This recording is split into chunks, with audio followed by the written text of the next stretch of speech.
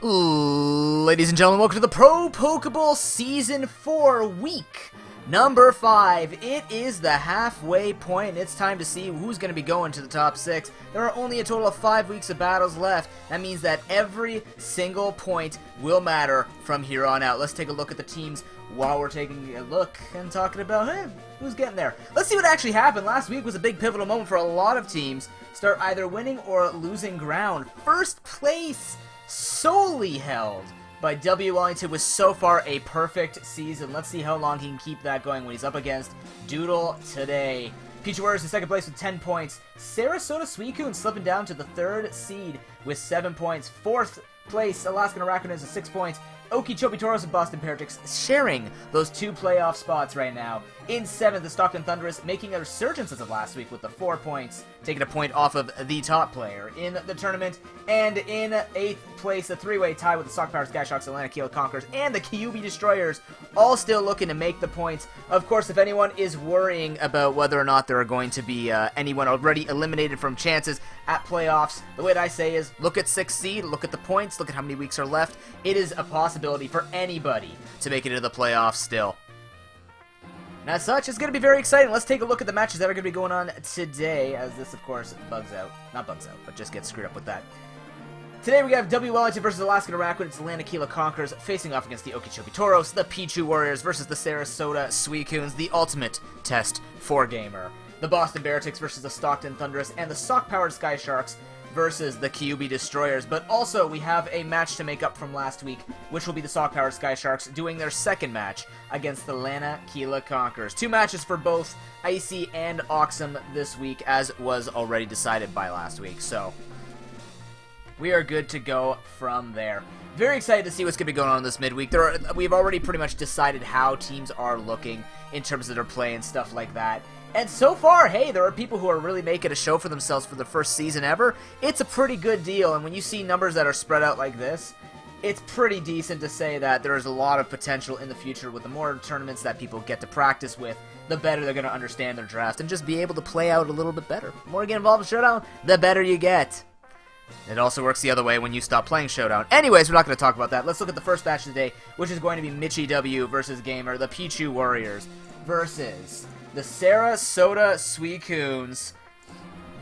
I did mention that Gamer has to do pretty well in this particular week to show that he really is a top contender. What better way to show off his talents than against, who arguably, the strongest player in this tournament, Mitchie W, doing quite well with the draft he's pulled himself up. Obviously had a little bit of fun last week, but still showing a great amount of, dominance in the tournament. His draft is phenomenal. He's found a lot of success with that Sharpedo Slowking Mewcore. That's just doing a lot of work from the Heatran also being in there. Just being very difficult for people to handle and just not having the Pokemon to be able to pivot into to do it correctly. And even if they do, well, the experience definitely shows through for everybody there. So, let's take a look. Actually, I forgot that there are a few trades that we have to look at. The first trade coming out of the week, there were 3 trades this week. First one going over to the Boston Paratics, which trading out the Ambipom. Unfortunate that Ambipom did not have the UU status. It would have been a fantastic trade fodder for Coma to use, but unfortunately, he's going to have to settle with an NU trade.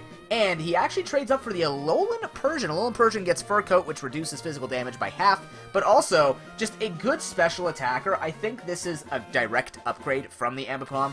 He didn't really show that he could put it to use, even when he did in his 2 matches. It didn't really do much for him, and I think Alolan Persian might bring some pressure for him to be able to do anything. I don't think it's much of a change, to be honest, though. The Fur Coat's nice, but it's not like it's the bulkiest Pokemon in the world. It will be able to soak up maybe 1 hit and deliver 1 back, but that's pretty much it. But nonetheless, I do think it is a tiny bit better than Ambipom in terms of what we've seen Coma doing. We have seen him basically playing quite aggressively, bringing 1 wall max, most times 1 to 2 walls, which means that Alolan Persian just becomes that offensive Pokemon that can also take hits on the physical side, so I think that's decent for him. The big one, which I think people may not have seen coming, but I saw it from a mile away after Kingdra was traded back by Icy, we do end up seeing the Ampharos trade out for the Kingdra. The Rain Core is complete. Doodle picking up basically a Swift Swim Sweeper, and I'm sure he's going to be putting that use to tonight for sure. Like, was looking at it, he's going, you're kidding me that Kingdra was traded out, right? Sees it week 4, and I go, yep, have fun with that, buddy, because that's almost a no-brainer for him to try and pick up. We know he's gone in on the rain strats, and basically he's going to want to try and put this to use, right? He wants that type of super sweeping pressure, and Kingdra's not that bad with it. Swift Swim, start dropping Dracos, Hydro Pump, stuff like this. A lot of Pokemon will not be able to outspeed, and we've already seen a lack of priority users that have been successful in being able to stop these hyper carries. Again, why Sharpedo is just doing so well. Unless you see the Lanoon, which happens to be on the same side as Doodle. Not a lot of people have brought priority, so these types of Pokemon, these hyper carries with all the speed and all the damage, are not being shut down, even if they're being withered down by anything else. The third trade was on the Okeechobee Tauros. Oh my god, I have a brain! As we actually see the Turtonator traded out. Young Turt thrown out for Young Flare, as Flareon is going to be brought onto the team. It definitely looks like we're looking for a different fire type to be added to Icy's or to Project's team. I also like that it also works in a pseudo. I'm still going on the Trick Room assumption. Trick Room Flareon does a little bit better. It's got, you know, Choice Band Flare Blitz. It's going to do a lot of damage, so that's mainly what you're going to be seeing it used for. So it can just do a lot of Choice Band wall breaking capabilities, which we've already seen people having issues with. So why not do that and just go from there? But either way, guys, that is not the team. That's the thing we want. We will be going into game number 1 shortly. I would like to thank everyone for coming out. Of course, if you are interested in supporting the teams, you can definitely go over and use your Nubits to drop the Nubits support towards the most valuable Pokemaster Award. And people at the end of the tournament will be receiving a prize for being the most valued coach in the Pro Pokeball. Ladies and gentlemen, we do have a series to get to. You can't just listen to me all day, even though you do for some reason. You people are weird when you do that. But either way, we're going to be getting into game number 1 here between the Pichu Warriors. When I find them. Oh, it's under Raichu Warriors. That was confusing. The Raichu Warriors and the Sarasota Suicunes. This is the test for Gamer to show how well he can do, and what better way to do the first match of the night. Raichu Warriors, a.k.a. Pichu Warriors, on the close side. Sarasota Suicunes on the far side. Let's take a look at the teams. I definitely do expect Gamer to bring his best Pokemon here, and it looks like he's brought an interesting... I didn't expect the Diggersby, but I do kind of like it. It is going to be good for the Heatran, especially if his Scarf just has that good pressure. Looking at the teams, I definitely think that Sharpedo was on the mind of Gamer. Suicune is going to be okay with it, as long as it stays healthy and maybe gets the burn down, might be able to take a hit, because we're not going to see it super set up. So either way, we are going to see a Tyrantrum versus an Entei lead. By the way, guys, I have switched internet browsers specifically for battles, so we should be able to keep the animations again. You're welcome, people. I tried my best to fix that about 20 minutes before the tournament. Anyways, can't risk that at Scarfy is going to go into the Registeel to check it. That's actually a fairly good hit there for the Registeel to take. You can also check to see now. They don't see the Life Orb. It could be choiced in some way. The fact that he stayed in, not that he's going to be worried about something like Bulldoze Entei, so he could just go for the Head Smash, try and put pressure on anything that wants to come in. Registeel will have to be that Pokemon to take the hit. So, thanks, Oxum. I'll grab those right after. Also, good to see you, World Leader. Make sure you know you're going second. But either way, we're going to be going from here. He's going to be making a switch into the Klefki. So the thing that we see the Earthquake come through, that's actually a lot of damage down on Klefki. Could be special defensive, because I don't expect unless Registeel's run like attack EVs. That's a lot of damage. And actually, if Mitch does want to set up more than one layer of spikes, because basically the goal that he has here is to try and weaken that Suicune to the point where it can be taken out with a crunch. So Mew is going to have to come in here, soak up the hit. It is pretty obvious that the Suicunes were not going to trade it up. I mean, he's got to make sure the thing is gone. So safe play is made for safe play. It does give the advantage to Mitch to come out here. The Will-O-Wisp is going to come out as an exchange for Poison. So the Toxic is going to be nice for the Suicunes. We are going to see that the Mew is not going to be able to last as long. So that's looking good for him so far. Actually, Suicune's putting up a decent try here. Of course, he does have to make sure he just doesn't get tricked into too many hazards coming out. He doesn't have a Defog or a Seamless running on Halutra. I think Suicune gets it. I don't remember. I don't think it does. Otherwise, it would have been used a little more, wouldn't it? I think. Either way, we do see the Azelf into a Slowking. Slowking going to be perfectly fine with anything that Azelf wants to do. So Slowking can probably just go for a Scald here, just try and put some pressure down. Even Psychic Future Sight as well, as we've seen Mitch run many times. Does put a lot of pressure on people to try and take the hit. That Shadow Ball does next to nothing as the Scald is fired out. That is actually a lot of damage. I'm really surprised Internet Edge is running this smooth, because everybody hates Internet Edge. Anyways, looks nice on my side. Shadow Ball not doing that much. This is Most likely an Assault Vest. We've seen it before run on the Slowking, and it's just really good with it. Can be offensive and just soak up a lot of special hits. He isn't going to end up going for the Dragon Tail, as we've seen mixed with the Future Sight in the past. Now, this thing's already burned. It could probably take the hits. Can't be concerned with Seismic potential coming out, but the Toxic is going to come through. Mitchie feeling very safe. He can just go for, he can't go for the spikes necessarily because he knows he will lose this. He's going to do it though anyways, but basically takes the hit much better this time because of the burn. I completely forgot the burn, so he can go for it. Probably make a switch now, and this is what Mitchie's been doing really well throughout the tournament. Just because he has this Regenerator Slowking, on top of the fact that he's crippled the one thing that's going to be hurting him in the form of Earthquake Registeel, he could just set up the hazards slowly, and he's been able to slow roll the game well enough that everything that switches in just gets swept by Sharpedo. So this is pretty much what he's been trying to accomplish every time. The Toxic misses, unfortunately for him, but luckily for him, the Scald's not going to be doing that much damage. Although, because the leftovers are nullified, it's not the greatest form. He would like to hit that Toxic, because he's going to switch to the Heatran, which is another Pokemon that could absorb the Toxic. Now, at the same time, this thing could be running Stealth Rocks. We've been seeing some offensive sets out of this. If we see Will-O-Wisp, it could be Rocks from the Mew, but we do see... Ooh, the Magma Storm. So Registeel is unfortunately doomed to die here, but luckily for him does get the crit on the Earthquake. So that's a lot of damage that Heatran had to absorb. But he is going to trap the Registeel, which means that anything that would have been toxic to this point is no longer going to be the case. You might see it on the Suicune. I highly doubt it. Usually we've been seeing Suicune played with some extra offensive capabilities.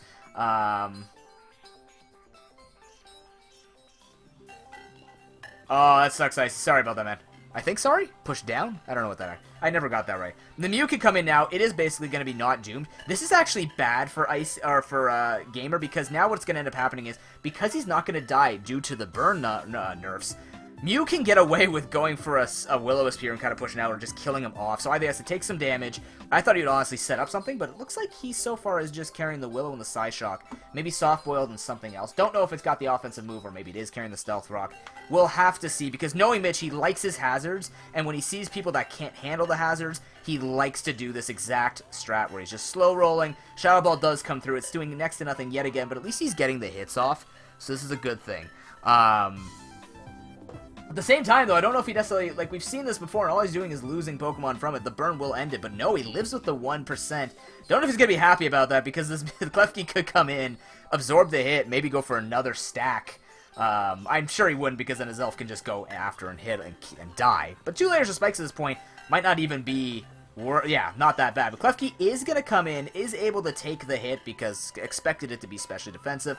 Probably go for the 2nd layers of spikes and then let itself die. But 2 layers of spikes are going to stay, which is going to be a fair amount of damage to Gamer's switches. Why do I keep saying Icy? I keep reading his name, that's why. It's exactly the play. Lets the Klefki die, but it's done what it needs to do. Mitch still not falling behind. It is 5-5, but he's definitely ahead in terms of setting up his late game capabilities. The 2 layers of spikes is just going to mean that every play that Gamer wants to make now is just going to be extra painful. Luckily, though, he's got the Hawlucha, which doesn't get touched by it yet because there's no Stealth Rocks, and the Azelf can actually switch out and switch back in as long as rocks are not made. What do we see coming in here now? I mean... Yeah, Tyrantrum comes in, which could confirm that it is Scarfed. Could even expect something like Slowking to come in, because it could take the hit. It's about 30%, and Regenerator heals you 33%. So he could even do that, but Tyrantrum is going to be just going for the Scarfed hit. And now that he's spamming this, he doesn't have a lot of Pokemon that actually want to take this hit. So... I expect the Suicune, or, oh, hold on, it goes into Diggersby, but if this thing's Scarfed, it's dead. Yeah, and it is. Maybe, oh, he ends up living it, as we see the knockoff come through to get rid of the Choice Scarf. Ends up, knowing his damage calcs, alright, goes for Quick Attack, though, as if he had known he would outspeed, he could have just gone for the, oh no, he would still not outspeed, 65 versus 70, so just wants to get that extra little damage off. And he knows that he's going to be dead if he tries to switch into the spikes and has nothing else that he wants to take it, but actually ends up preserving the HP on the Suicune. Which definitely might mean that it's not max defense? Because, I mean, even on Crocoon, you run something like max defense, but we see Sacred Fire come out, we don't see Bulldoze, as he actually is just going to get hit by Confusion, as definitely a head smash was flying towards that dog. So, Suicune's playing the Hacks game, wins it this time.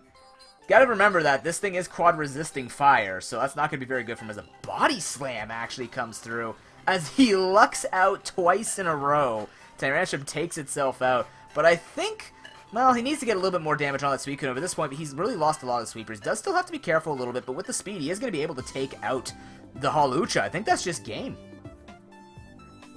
I think that's game. He goes for the +1 speed, able to outspeed this thing, kill him off with a Liquidation. He's got Psychic Fangs, which will kill off Hawlucha. Even he ends up going for it. I don't know about this, because now he's going to get the +2 speed, which guarantees, I think, with Unburden? Actually, Unburden would outspeed him, but... Actually, okay, hold on. If he goes for the Sky Attack, I believe he still uses up the Power Herb, so he would be able to outspeed. Does he outspeed Mega Sharpedo? He outspeeds normal Sharpedo, because this thing will be going up to +2 speed, which is... No, he's going to go for the +1. Interesting. Ooh, because he's outsped anyways, yeah, Mega Sharpedo shoots up to a little bit higher with the +1 speed, because he isn't able to set up his speed boost, or his Unburden boost, so he's basically dead at this point. He's feeling safe, because Entei will be outsped. The Suicune can't really take on the rest of the Pokemon, especially when it's not set up. Liquidation comes through, this thing is taken down. E-Speed not even shown if he is carrying it. But Crunch is going to be able to basically two-shot this thing at this point, because he just, unless he gets a burn on it, but even then he's got to deal with a Heat Train, which can Mega Storm stall, potentially with Toxic, and it's not going to be taking that much damage from unboosted Scalds. Slowking can pretty much take all the hits, barring something like a Shadow Ball, but it's not set up, so it doesn't matter. Goes for the Scald, does not get the burn, and it's looking good for the Pichu Warriors, as starting strong, filing through with the strat that they want to go for. Is this Rest Talk Coon? It could be. We'll have to see what he wants to do, though, because if... Well, actually, you know what? Rest Talk Coon could basically eliminate all of that extra stalling, so... We'll have to see any crits come through. That could matter. I mean, he's going to have to get a lot of crits, but... Okay, so let's see. If there's no Toxic, he's still got Rest, which means the rest of the offensive Pokemon on the side of the Pichu Warriors are actually not going to be doing too much of this, especially if a Calm Mind is set up. But let's see. He's most likely just going to try and just go for the damage here. It's the best thing he can do, as we do see the Calm Mind come out. So it is Rest Talk Coon. Alright, but let's see. If he gets a crit, doesn't kill him because it's only 1.5 times damage. He has to get even a defense drop would be good for him. Just start wiping it from there. And I mean, he's got other Pokemon. If this thing does get low, yeah, he's just going to die from there. Even with the burn. Oh, he doesn't go for the Sleep Talk. With Sleep Talk, he could have potentially got the burn. Doesn't get it. And ladies and gentlemen, Pichu Warriors take game 1. Ooh. A Sleep Talk could have even guaranteed he could have at least made it a 1 in 3 chance he would get the burn on this thing. But fortunately, doesn't even go for it, so that's okay. Usually when you're relying on hacks, 1, you're playing Pokemon, which you are, but 2, you know that you have been backed into a corner. But yeah, you know what? That's exactly what we said was going to happen with Mitch. He's done this every single time.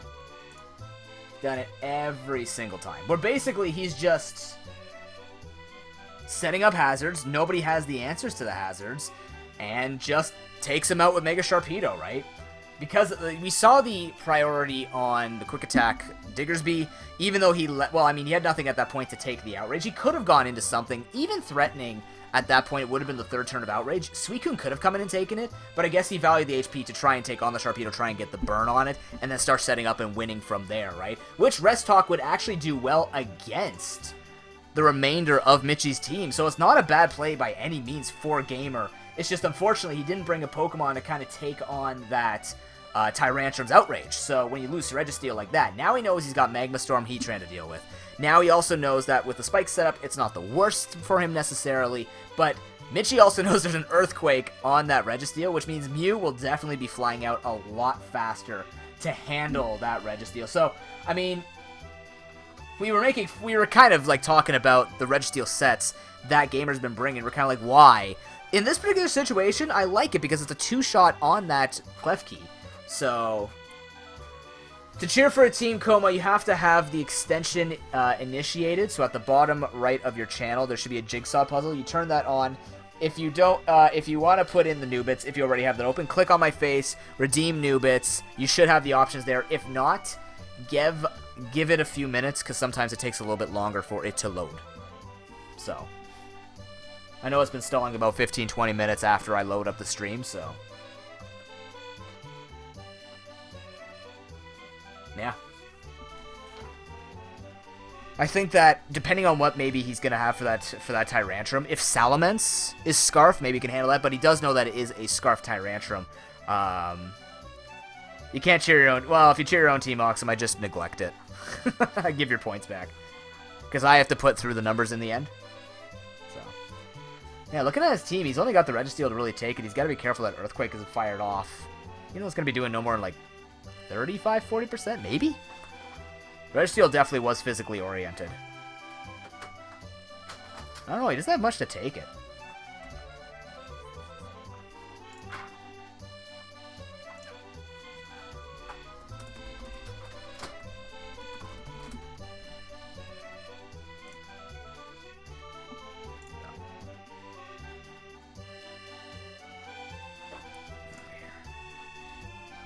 But yeah, I mean, he doesn't even have... I don't know. It's gonna be tough for him to try and manage it. But either way, let's see what we're gonna get here. Let's see what he has planned for game number 2, because we're getting into it. Let's do it. Suicunes are not 1-0, but it's the Pichu Warriors that are up 1-0. Let's take a look at what he brings as the answer. He does actually end up bringing the Salamence. That could mean that it is scarfed in some way. Or if he hopes to get the knockoff again, maybe he's just gonna try and outspeed and kill it from there. Set up with a DD and try to carry? It could, depending on his moveset. We actually see... Is this for the second time? Like, for the first time seriously in a match where he's not trying to troll somebody, world leader. He actually makes a switch into the Deblade, seeing that maybe he can try and get something more done with it, but the priority could help as well to maybe handle this stuff. But let's see. So he wants to do a little bit more with this Deblade. Deblade actually leads with the Diggersby leads. So Pichu Warriors cannot stay out here. Earthquake will just do too much. I do expect either the Mew or the Slowking to come in just to take the hit, especially the Slowking because it has the Regenerator. But at this point, this is actually an aggressive lead coming out from the Suicunes. Earthquake will do a lot to this team since it can't really take it too well. Thank you for posting it. By the way, guys, if you can post it in chat, what I'm going to start doing is making the coaches regulars during the regular season. That way you guys can post your own games without getting banned by Nightbot. We're going to do that next time.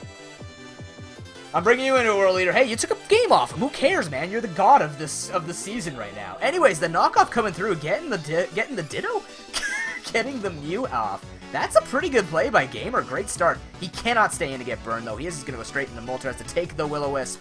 Taking command of this game early, getting rid of the leftovers too, does mean later on this Pokemon's not gonna be able to stall nearly as well, especially if the Toxic ends up getting thrown onto it again. So Suicune's off to a fantastic start against arguably the number 1 player, just based on past experience, but number 2 in the tournament. As the Will-O-Wisp comes out and gets the Tyrantrum. Oh, this is bad for Mitchie. Okay, so there's a couple things going good here for the Suicunes. First of all, this thing is not going to be doing as much damage with anything it wants to go for. Literally having the damage that it could go for with the Outrage, which was the problem that Suicunes were dealing with before. So now this thing's being handled. We could see a Heal Bell on the Mew, however, so it's not all doomed, but the Earthquake is going to come through. But at the same time, you can't let this Deblade set up on you. Seize the opportunity, as Registeel is one of those defensive Pokemon you know you can just set up on, even with Seismic Toss, because it's a Ghost type, it can't do anything. But here we go, so he's at this. Mitch might know he can take the hit as a knockoff comes through. It's going to soften up for other things, but Sacred Sword comes through. Ooh, the Focus Sash Diggersby, though. And because it's a normal type, he can't go for... he actually cannot go for the Shadow Sneak, so... this Deblade has to switch, or something's got to get hit by an Earthquake, because I guarantee he's going for Earthquake, or maybe knockoff again. I would err on the side of Earthquake, honestly, because something has to take damage. But that is gonna burn him. Mitchie, having a plan in mind here, thought he'd kill it off maybe? But either way, Tyrantrum is gonna have to come in. Makes the most sense because this thing will outspeed, but it can still take him out from here, so Tyrantrum is gonna be the choice. Earthquake would have definitely killed it off, but even then, Mitchie knows this thing's not gonna be doing much when it's burned. It was basically set in as fodder. On the off chance the knockoff does come through, he gets an opportunity to do for something. He's actually gonna opt to sack this thing off, which is unfortunate because he could have used it to take on the Deblade later in case it tried to sweep, but maybe with the Eviolite down, he's like, I can take it with Suicune. And that's a very fair assumption. At this point, though, this thing is base speed. He can send out something faster, like the Registeel, to take the hit anyways and just basically put pressure down. Maybe make the prediction and go for Toxic? Superpower is going to come through, does absolutely nothing, as we're most likely just going to see an Earthquake come through. Take out the Rampardos. This is good for Mitchie, though, because now he feels safe going into the Klefki, at least going for 1-layer spikes, or even just go into Slowking, try and get that burn, or even Mew, and go for the Will-O-Wisp. I wonder if Mitchie has something for the Moltres outside of the... like, the Mew might not have something to touch the Moltres with, unless it's just Psy Shock. If that's a defensive Moltres, it'd probably be, I think they usually run, they run special defense or defense investment into it. I don't know, usually like, you run it full defense so you can take the hit and then go for the Will-O-Wisp. Other people run like full special defense and run that Will-O-Wisp to take both sides. It is going to be the Slowking opting in. This does stop the Moltres from doing anything. The Toxic Dumps come through. He's going to look for that burn. He does not get it. Again, the burn on the Registeel would mean that Klefki gets to set up those hazards. And this is exactly what would burn Gamer last time. He's risking it. I don't know why he's going for the damage here. Yeah, leave the Slowking to do his thing. You need this thing alive. For the Klefki, he's just like, I'm tempting fate, as he's gonna get burned on the third Scald. So close and yet so far. Arguably, yeah, he's getting this thing weakened, but Klefki can come in now. It can take 3 hits or 4 hits. This thing can also go for Soft Boil because we know it has that. If he's sending it in, especially because we know he feels safe, because we don't see Seismic Toss. It's such a weakness on the side of the Suicunes. The choices are just sometimes burning him for this. And now, yes, there's no leftovers, so this thing's going to be slowly weakened. Who says this thing isn't running Heal Bell? We don't know it yet, but Slowking can come in now, just slowly regenerate because the burn is on. He's going to be taking even less damage. Yes, the Toxic's there, but he switches now into Klefki and just goes from there, goes back into Mew. Okay, interesting. I think he's just, I don't know what he's actually trying to do, unless he's trying to waste Earthquakes. I don't think so. He's trying to find that switch, maybe just get Gamer into a swing of things, and then he suddenly switches it out, but gets it. Okay, he does want to get his thing to full, as Iron Head actually comes out. Does a little more damage, yes, but even so, he's not getting much done here. Also not feeling that he can actually make an aggressive move here. You can even send in Suicune, since you are Rest Talk, right? He could end up switching into Suicune, maybe try start setting up from here. Still worried, but at the same time, yeah, he's worried about getting stats or something, but no status. There's no paralysis that we see other than the Klefki. So that could hack him out, but he is actually going to make the switch to see the Slowking come in. Now, Slowking, because it's Toxic, this is going to be good for him. If it is Future Sight, Calm Mind will protect him from this. So let's see what he actually ends up bringing. He is going to go for the Dragon Tail. That is a very, very smart, obvious use that, because he has it to phase him. But he brings out the Registeel again, which basically puts us at a standstill. But hey, Mitchie's not feeling the burn here. He can go for the Scald. He's got the Regenerator. The lower he gets this, or if he's able to kill off this Registeel, the better he's feeling about basically sweeping the rest of the Pichu Warriors. And believe it or not, I mean, if Sharpedo ever felt like coming in, he's got 4 Pokemon. He's got at least 3 Pokemon he can just sweep through by getting a speed boost. So he has to be... Gamer has to keep that in mind. He's just going offensive. He doesn't care. But let's see what he wants to do here with this. Softball's gonna come through. Yeah, he's basically stalling. He's PP stalling at this point just to allow for nothing to actually be able to hurt that Sharpedo. But if he finds a way to get this thing killed off, he keeps his Mew healthy, goes back into the Slowking, gets the kill with Scald, and that's basically just gonna be it for the Suicunes. Because once he loses, I mean, even now, no matter what, Sharpedo can come in and just finish it, right? So it's not like this thing was stopping from doing it. But yeah, Klefki comes in now. We see that there's like 6 Earthquakes left, but yeah, he's just going to start setting up hazards because this thing cannot threaten with Seismic Toss, but more so can't be threatened with Toxic, and we've lost the Diggersby, which could not get paralyzed. I think Diggersby was much more important than was given value in this battle, but now, yeah, Mitch is like, yeah, sure, I'll take an Earthquake, because I'm going to throw a bunch of spikes under your feet, which is going to allow me to basically sweep your entire team. Well, his entire team's already going to be swept anyways with the Ice Fangs, but it's going to make it so that Suicune is never going to be able to set up, because since that Slowking is not gone, Dragon Tail will always be a thing that it can always come in on, because it's Rest Talk Crocoon. It's going to basically be, yeah, I send in Slowking, you don't touch me, you don't set up anything, you don't get to be able to burn me, and then Sharpedo will come in at the time, because the hazards are up. It'll probably be taking at least 2 rotations of spikes. Leftovers are not going to make it good, and Crunch already did about 37%.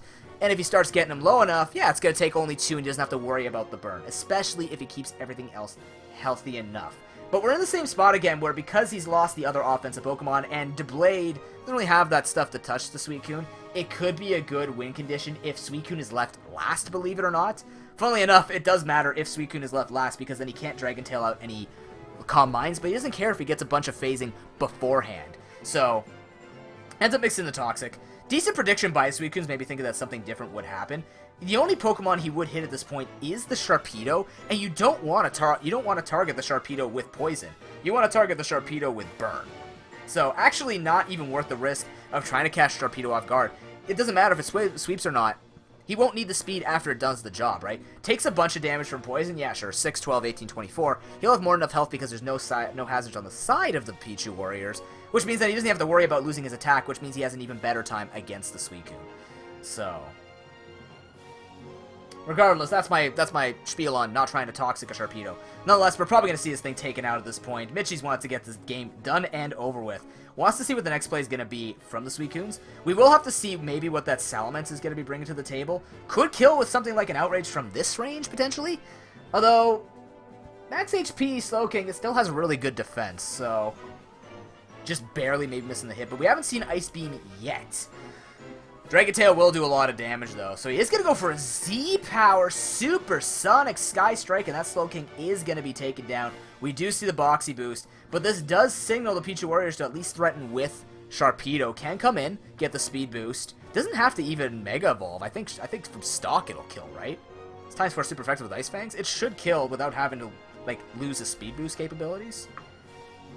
Let's see what type of pressure he wants to down. He could even go into Klefki, and with Klefki he could go for the Thunder Wave just to officially make sure this thing doesn't set up and kill him. Yes, Dragon Dance is a thing, but that would also require the Suicunes to set up before. He'd have to get to at least +2 before the Speed Boost Sharpedo comes through once. That's exactly what he's going to do. He's going to go into it, gets the T-Wave on him, knows nothing's going to be touched. Earthquake comes through, he goes, sure, I don't care. You're not setting up and taking me out. I will be faster than you with everything else. Because the Sharpedo is still staying safe. And this is what Mitchie, like, on the side of the Pichu Warriors, their team just is so safe. Even with their defensive Pokemon, they're doing more work than anything else. He does reveal the Ice Beam as the last move. So that is going to be taken down. We do actually end up seeing it. The Suicune is going to come in. Now, this is good, actually, because at this point, yes, he can probably take about 3 crunches, barring any defense drops. On top of that, Burn's not going to matter. This is Crocoon. He can start setting up now. And because the Slowking is gone, he can actually stay safe and keep going for it. And since he luckily didn't get the Toxic on the Sharpedo, this could be good for the Suicunes. He is setting himself up to maybe take a Game 2 comeback. Because at this point, Moltres and Hawlucha are dead. This is his last hope. Unless he somehow sets up Unburden, which he hasn't had the opportunity to do so, that's doing nothing. As it might be like max. I don't know how much special attack investment is on this Mew, but it's doing nothing to the Suicune. Suicune generally runs like max HP, max defense. So Sharpedo has to come in now, as we do see the +2 set up. Now, he could have pressured with maybe going for a +1 Scald there. He doesn't need to get that many boosts, because in the end, you want to try and get the burn down, but you also want to prevent anything from wanting to take a hit. +1, in my opinion, is more than enough here, and I think if he's gone for +2, this is when you just basically say, that's it. But the crunch gets the crit. Will he get the burn? He does not. Oh, and Mitchie frickin' lucks out. Actually does not get burned and gets the crit, which takes away 1 extra turn of him trying to get the burn down on the Sharpedo. He's going to do it. The Pasho Berry, believe it or not, coming through to get him down, as the Will-O-Wisp actually comes out late, but will it be enough? Pasho Berry absorbing Liquidation. It's not going to matter. The defense drop is going to guarantee that. I don't know if he can necessarily live in Ice Fangs from here. Let's see what he can do. If this thing can reverse sweep, it would be amazing. With the burn, though, it's close. Low kick actually comes out. Wow, he's just faster naturally. So let's see. The Blade and the Mew are left. The Mew looking to take a hit. How much health does it have? Actually, crap. If this thing's carrying the Sky Attack, I think he might have just won. Because if he's carrying knockoff, the Blade is dead. This could be Suicune's game after all, and it's not to the Rescoon. Has he done it? Can he show that the standings are true, that Ivan is first for a reason, and Mitchie might be second by an even larger margin? If the Suicunes could show that they are the number 3 player in this team, which in my books he is, for sure. It comes down to damage calcs here, really. If he has the Sky Attack, Mew should die. He's going to go for the U-turn instead. Doesn't get the damage down as Psyshock comes through. That might actually just put him in range to die to the... what's it called? That might just put him in range to die to Blade Shadow Sneak. So that's unfortunate. He's going to kill him off, but at this point, I think because he didn't have that Sky Attack, Blade does come in. And is going to kill him off. It looked so close. But at the end of the day, it's just not enough. Pichu Warriors take game number 2.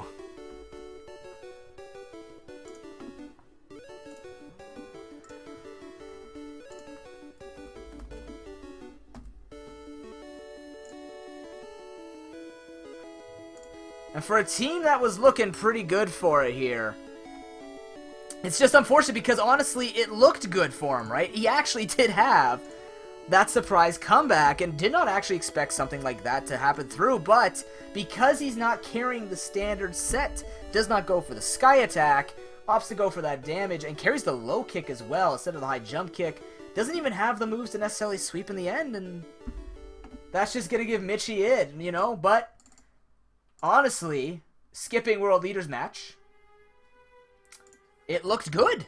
Like, I was actually happy with what was going on with Gamer. You know, he actually did put Mitch in a situation where he made him switch it up.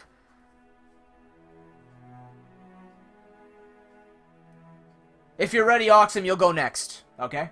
Because Icy's here too, so that's perfect.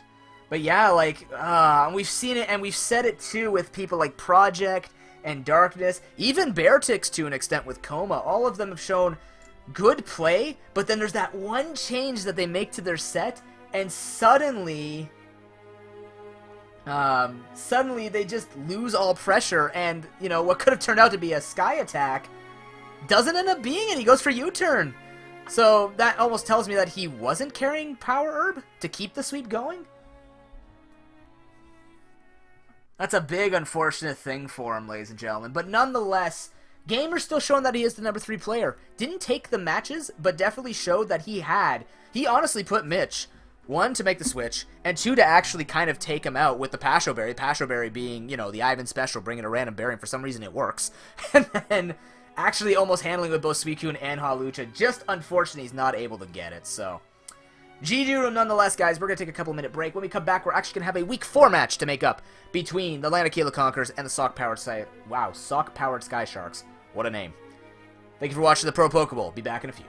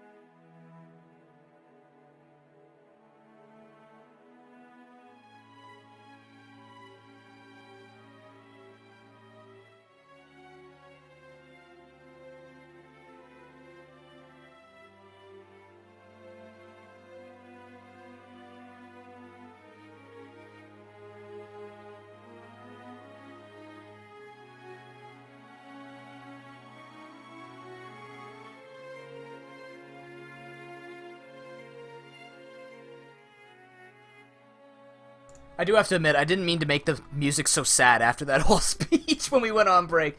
We are back, ladies and gentlemen, with a Week 4 match between the Lanakila Conquerors and the Sock Power Sky Sharks. Let's talk really quickly about these two before they get into their matches. We haven't seen... these two have been kind of the quiet ones in the tournament. You know, Oxum graciously playing her own, literally slam face into keyboard strat, whereas Icy's also just kind of playing his strategy, and I really do like... Yes, you are, Ivan. I really do like what he's been trying to do with this team, and... Bringing on the Clawitzer, I really want to see this thing used because he didn't get to use it last week. He might bring it for this particular match because this is the week 4 match. But I'm really liking how he's been trying to play out this kind of like slow, bulky kind of, you know, have these two really fast offensive Pokemon with these other supporting pokes. And I'm interested to see at what point he starts really mixing up who he's bringing. You see a good variety in his usage stats here. You don't see the wins coming with it, but I don't think that's necessarily indicative of what he's been bringing for his opponents, right? We've argued that he's had a pretty tough start to the season because he's been taking on the higher up players, the more experienced players. Now he's starting to come into everyone else who's just newer to the tournament. He still has to, I think he's, let me just take a look at the standings here really quickly. What's he got left here in his roster? He's got Project, he's got Darkness, then he's got Ivan and World Leader, and then I think he ends with Mitch? He ends with Mitch. So, you know, funnily enough, dealing with Doodle, dealing with Coma, dealing with Gamer, he's had kind of that mix, but he's got a few weeks to kind of just solidify himself in a seed and maybe push the barriers. So, if he could do something better with this, perhaps he could show that his strategy that he's going for is going to work this time out. But let's see here. We're going to be going into the Week 4 match, ladies and gentlemen, between the Sock Power Sky Sharks and... I don't know what their name is. What are your names? What are your names? What are your names? What are your names? Where are your names? Where are you guys? Icy, you didn't bring your team name, man. What the hell? Need your team names. This gets really confusing now when I talk about Icy and your name's not even Icy. Either way. Oh, here's some badass rap music for these two. A Sock Powered Sky Sharks on the front side. Icy on the not-so-front side? Either way, let's take a look at these teams. We do see the Claws are actually being brought out. Hey, look at that. It was the Oxum Special. Give you the crabs. Anyways, that sounds really weird. Pyroar getting more attention now all of a sudden. We do see the Nihilego become back to this team.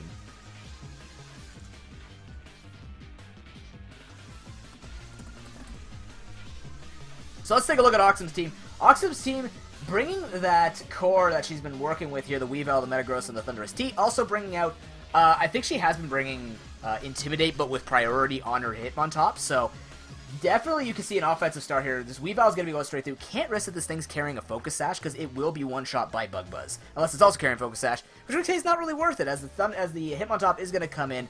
Natural check as the Sticky Web finally from the side of the Conquerors being set up. So this is good for this is a good start for Icy. Now this thing could obviously be carrying Rapid Spin, but on the bright side, could switch this thing out so he doesn't have to worry about losing a potential Focus Sash. We don't see the Air Balloon this time, so little bit safer this time with having himself at least take one full HP hit. If Rapid Spin does come through, it could allow for the Conquerors to make a more aggressive switch and try and put some pressure down on this. The best thing probably being Pidgeot, although we have seen Stone Edge on this Hitmontop in the past. Thunder is just going to be straight dropped. Ooh, I actually like this because he is, first of all, Life Orb. The other thing is, he says, I don't have a Focus Sash, dude, so I just want to go aggressive and force this Pokemon that would be getting rid of Sticky Web out of here ASAP. Good play by Icy. I actually like this play a lot better. Knows that that it's going to be happening through, and it is a 2-shot, so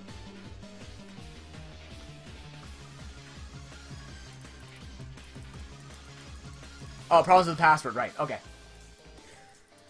Either way, let's see. So, Thunder can just drop here. Oxum actually has nothing that really wants to absorb it. Thunderous T, does it get full? Oh my god, what does it get? What's its ability? No, it doesn't matter either way. You're going to lose this Hitmontop. So, if Sticky Web is set up in the future, it is here to stay, and that is what we expected the Lanakila Conquerors to be using. So either way, the Weavile is going to be coming in now. It is faster now knowing what exactly it is. So Now knowing he doesn't have to worry about it, just go straight for the knockoff. It will kill this thing off, and we do actually see a Life Orb once again on the Weavile. She's more of a fan of the Life Orb than actual Choice Band, mostly because Oxum, like I said, she likes the Ram Face. So the more flexibility she has to switch up her moves and just bring in these super offensive Pokemon, just start killing everything with every super effective move, that's what she's going to go for. Don't blame her. Aggro is fun. Going face since 2016. Anyways. Keep in mind, Coma, that the reason why Thunder is hitting is Compound Eyes on Galvantula actually makes Thunder a 91% accuracy move. Nihilego coming in. Okay, so I think it's fairly heavy, but it is neutral to the low kick. Maybe well, Power Gem would actually one-shot this Weavile. We do see the Focus Sash come through. Oh my god, yeah, it doesn't resist it, but the Focus Sash is going to pay off as Weavile is silenced. And we do see the Speed Beast Boost. Not going to help, but well played by Conquerors, again, bringing that Focus Sash on this Pokemon, which is going to work out. That's something Ox is going to have to keep in mind for the future when she opts to go aggressive against this thing. And oddly enough, I kind of like the Focus Sash on this because the Pokemon that this was brought against are most likely going to one-shot. Now, we know this is probably a Mega Houndoom because Mega Houndoom is the Oxum special. And there it is. And there's the Dark Pulse. Yep, sacks it off. Knows he has to sack it off. No point in taking a full hit yet. Not letting another Pokemon take the hit. I want to say Pyro, maybe? HP Ground. I'm not exactly sure what he would want to do at this point because Icy actually can bring the Clawitzer for this. Clawitzer would actually be really good with the Assault Vest here. And there it is. So if it is carrying Assault Vest, Houndoom's got to get a couple of flinches here because it's not going to be able to two-shot this thing. It shouldn't. Because I believe Clawitzer runs max HP, max special attack. Even with the Assault Vest, maybe run some extra stats in there, but it could just basically run HP investment and just sit there and kind of take the hits. It's not the fastest Pokemon after all. And Mega Launcher is going to be making Aura Sphere, Water Pulse, Dragon Pulse, Dark Pulse, all these Pokemon just... Oh, Aura Sphere even. Yeah, doing a bunch of damage. Water Pulse is fired off, doesn't get the confusion, but nonetheless, it is a hit it can go for. Aura Sphere would do a fair amount of damage here as well if he opts to go for it. I think Dragon Pulse is actually 5 base points higher, but nonetheless, if you're looking for coverage, especially against Oxum's team, probably Aura Sphere was his choice to bring. It's going to get the boost, so who cares? It's a lot of damage. If it matters by 1 or 2%, then whatever. Pidgeot is going to end up coming in as the Crunch does come through. That's a lot of damage to Mega Pidgeot, but luckily for the Conquerors, Mega Pidgeot will outspeed, go for the Hurricane. May or may not kill. I feel like it's just going to be missing the mark on the kill. It's hard for me because sometimes you think that a Pokemon like a Giant Mega will one-shot with stuff. Hurricane does come through, yeah, it misses the kill just by a little bit. Liquidation is going to take out the bird. But maybe got what he wanted, you know? Maybe he was softening this thing up. The problem is, though, he's running out of Pokemon to go aggressive with here. And this is what I pretty much predicted in the Week 4 matchup, is it was just going to be a giant aggro fest. And see who could slam their faces into each other harder. But Thunder's team and Metagross are not even touched yet. Now, we know Clawitzer can one-shot with Water Pulse most likely against the Mega Houndoom. That's why I mentioned the other two, but those haven't been hit, so I'm interested to see how much more strength he's going to have on the Conqueror side to keep going with it. Aqua Jet actually being revealed, as it is going to be done. Oh, the Z move is being, well, one could say wasted, but he is showing that he does have it, so it's more or less just revealing information I don't think you need to reveal. He could have hid something like the fact that he was scarfed, right? He could still show that he's scarfed because she did go for Aqua Jet. That could be information, but now Sky Sharks know they are faster. Just by barely amount, right? Oh, actually, no, they're slightly slower. My bad. This is 105, I guess? No, 329 is 100, so this is like 101, and this is 109. So, but either way, he doesn't hide any other item. Let's put it that way. It does show he has it. He's going to go for the Hyper Voice. That's actually a lot more damage than I expected to be had from it, but nonetheless, I thought it'd do at least under 50, maybe. But the Mammoth can come in. It will force Metagross, so I'm wondering if he's going to make like the super ballsy play to go for it. I don't think Ox needs to worry about it. Let this thing die. Actually, you know what? I would just sack off the Mega Houndoom, but it doesn't matter. All-out pummeling is going to come in one-shot this thing, and now it is Clawitzer against the world. As even though it's full health, it's not going to be full health after this Thunderbolt. Oh, it doesn't even show hints of being Assault Vest. As that is going to be game number 1, going over to the Sock-powered Sky Sharks. GG outsmorked. And honestly, I expect nothing less from an Oxum series. It's literally Go aggressive faster, and you win. In all seriousness, you do need a defensive, like honestly a defensive core like what Mitchie or even Ivan has to handle that type of aggression. So I'm not surprised in the slightest that that type of thing happened. So, but yeah, nonetheless, some good plays or some good movesets brought for Oxum's team on the side of Icy's. But it's not enough per se to handle the amount of aggression she has, right? And in the end, this is the Chaox style, right? Chaox was a player from a long time ago, a couple seasons ago at this point, where he basically just brought a super aggressive team and it looks really good, right? Same thing with Oxum, like her team looks very strong, right? If you play it out correctly, it can sweep through people who don't have the ways to manage it or counter the aggression or even be able to soak up the hits. And the big thing that we've seen... The big thing that we've seen is many teams, when they've drafted, the defensive core was not drafted. It's being fixed now, and even then, with a lot of trades we've been seeing through different teams, we're not seeing an improvement to the defensive strategies. And if you look at the defensive strategies that you can find from the trade pool, there's some there. But in the end, we're just seeing really hyper aggression being the name of the game, which is kind of odd because in the past, the winners have been balanced teams, more structured teams that have, yes, you're always going to be carrying a sweeper and the sweeper will win. You set up for that sweeper, just like what Mitchie's doing. But those are the types of teams that have been soaring through all of the matches, but not nearly as much as you're seeing here, where literally just being the more aggressive wins, right? And it does harken to a lot of Pokemon just not being able to take the hits. So... Oh, I meant to say Chowix. My bad. It's supposed to be Chowix, aka Chaos Infinity, but yeah. We've seen this strategy before, and it works out for Oxum. This is definitely a way she wants to play. On the side of the Conquerors, I actually like the fact that he went for the Sticky Web and then put the instant pressure down on the Hitmontop. I think he needs to do that more.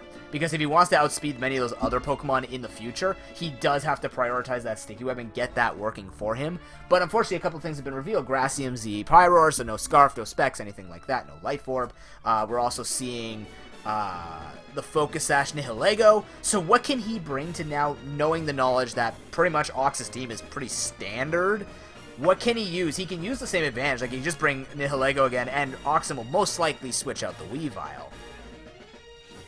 But what more is he going to be showing? And I mean, it's not necessarily against the way he played. Again, it was just a matter of straight...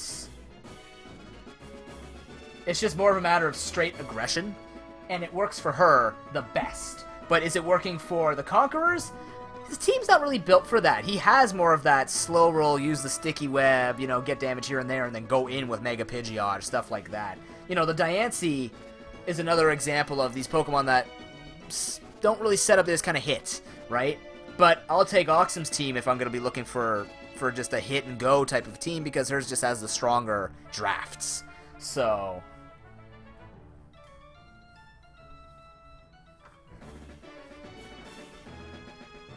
yeah, let's see what he's got. We are going into game number 2. As we do have the Sock Power Sky Sharks looking to take more points in this tournament. Can the Conqueror shut down her hopes and dreams? Find out now. Let's take a look at the teams. Bringing the Diancie this time, I like it. I think it's actually going to be a good Pokemon to take on the Fighting and the Dark. And everything else on Oxum's team, actually. I like it because I can also take on Thundurus Therian, because Mega Diancie will outspeed and go for Diamond Storm. Or even Moonblast if it's in that range, that sort of thing to put pressure down. That's really good. How you doing, Doodle? What's up? We have like 5 more battles before yours, man. You're good for now. Either way, it is going to be the Galvantula versus the Weavile lead. Now, Oxum does feel safe that there is no Focus Sash on this. She doesn't have to fear it. I think, based on what we saw, Knockoff should be a one-shot from stock? I think so. I would imagine it would be. Galvantula's frail, so... takes the risk, maybe? But if she barely misses it, Bug Buzz will take her out instead. So, you know, the Weavile didn't get as much attention as you'd hope that it did last game, because the speed is just so good against Icy, especially with the Sticky Web not being set up. But with this knowledge, she can go aggressive on turn 1. It's up to Icy to know his damage calcs and teach me, yeah, it is a one-shot. He's gone. It's good.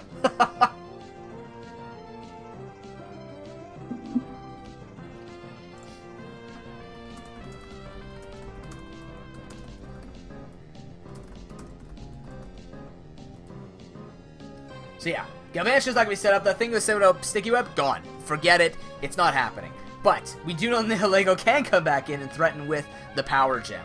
So she is going to make the switch into Hitmontop. Makes the most sense as the Power Gem is going to be flying out. Not doing a hell of a lot of damage, but it's up to... Well, I mean, Icy makes the right play and just kind of forces it out. Although it is kind of easy to see once you've seen it. This is when a series of 2 are playing more than a best of 1 on showdowns like single ladder, where you really do see adaptations in the playstyle. And this is when best of 5s start to show a lot of adaptations to certain strats. We do see the Cloudster come in and take a hefty hit from the close combat. That's the cool thing about Hitmontop, is it just does damage while being that annoying, aggressive Pokemon. With Intimidate. It's bulky, it's aggressive, it's got everything. It does everything decently. Decently enough, especially for Ox. So now, where does it come down to for her? What exactly does... Because, I mean, you don't want to go aggressive here unless you get a crit or a higher roll. You're going to lose Hitmontop again. Although putting pressure down on the Cloudster is nice, but she also knows she can one-shot it with the Thunderous Tea. Now, we do see the Feraligatr come in again, which we saw last time. He's going to just keep going for it, knowing he's going to be swept out of it. He does let it to die in exchange to do extra damage to this Feraligatr. I actually don't necessarily mind that play because Oxum's team is so freaking fast already. It's not going to be doing as much damage as Icy expected to do it. What also surprises me is we don't see aggression. We don't see like an Assault Vest or something just to be able... maybe Assault Vest would have kept it alive, maybe. Now that I think about it, maybe you could... No, you can't one-shot from a base Thunderbolt on the Cloudster. If it's max HP, it should be brought down to maybe 10%. Maybe. I'm not saying it's going to live very well, but Cloudster's not that frail either. Either way, let's see what's going to happen. We don't see a DD set up here again. Instead, we just see the takeout, which does give Diancie kind of an in. This could be the time for Diancie to come in. If it is Mega, it is going to take this thing out because it'll move faster. You do see an Aqua Jet, though, so... Nihilego is going to be used, so the Focus Sash is going to be wasted here, which is unfortunate, but I think he's also put himself in that position where... Because he doesn't have enough Pokemon to come in on the fire, or on the water move... He has to kind of just put that... He has to put this Pokemon to rest, right? It's not going to get the pressure down. The Weavile comes in. How fast is Nihilego? It is actually quite fast, so... Knockoff does come through. Puts down any pressure in case... Well, I mean, Diancie comes in. Then Oxum's in trouble. But, you know, the nice thing for Weavile being alive is low kick. Or even just, at this point, you're going to be going for Icicle Crash against that Diancie. But you do outspeed, so you can get a lot of damage down onto it. Maybe even get a flinch. Because it only goes up to, I think, base 110. So... She get a fair amount of damage down onto it. But at this point, it's looking even better this time for Oxum as she's being particularly strong here. Keeping all of her fast pokes out, and she's not even bringing out the other Pokemon we know are going to come out. Low Kick barely misses the kill as Fire Blast is going to basically liquefy the Frosty Socks. They have been put in the dryer fast. But yeah, unfortunately barely misses the kill. Unfortunate, but hey, that's the way it's going to be. Houndoom can come in. Now, I think it like outspeeds by 1 base point, I think, when it's Mega. Which is okay, go for Dark Pulse. And this is basically Oxum's game. She'd have to misclick at this point because Mamoswine cannot deal with the Thunderous Tea going for all-out pummeling. And then Diancie really has to make a giant comeback, but the Metagross is still alive. And if you lose the Pyroar, which is for the Metagross, it's basically all kinds of bad for the Conquerors. And Ox taking 3 points here would really raise the bar for the top 6, because even though she doesn't have the points to make top 6 yet, she's got 4 more weeks to keep accruing points and keep up with the baseline. Yeah, she just barely outspeeds with that 110 speed. Takes down the Metagross answer. I mean, technically Mamoswine can answer it, but, you know. Let's see what she's running. I don't know. But Diancie will come in now. Says, I want to go for a speed tie. Also just threatened with Moonblast.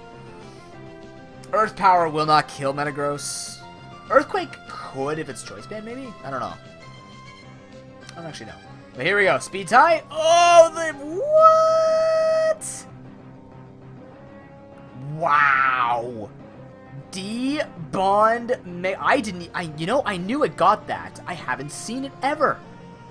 Well, crap. Either way, that's gonna be it. You can't handle that. It's all pummeling coming through. We saw it was a one-shot before. Oh, okay. Okay, good play by Ice. Actually, carrying that protect is going to be, yeah, it's going to protect it, but not necessarily protect it. But it does mean she has to hit a Focus Blast. Could be the way back in, but I don't think it's going to be enough. Because then you also have that Intimidate Hitmontop that comes out and just goes for close combats. Let's see. Play for a bit of hacks here? I don't think it's going to be enough. How much is this thing at? Oh, it actually goes for the doubles. The Focus Blast is not going to miss because it always hits to protect when you protect.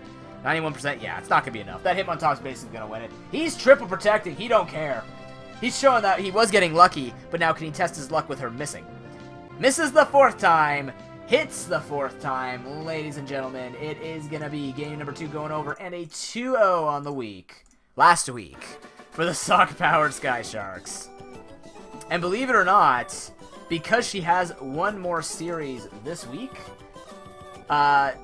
this could mean... Oops, wrong one. Ah. No memento. What the hell? That's not the one I want. Hello? Uh-oh. Did it do it again? Hold on, here we go. Did it show it to the right one?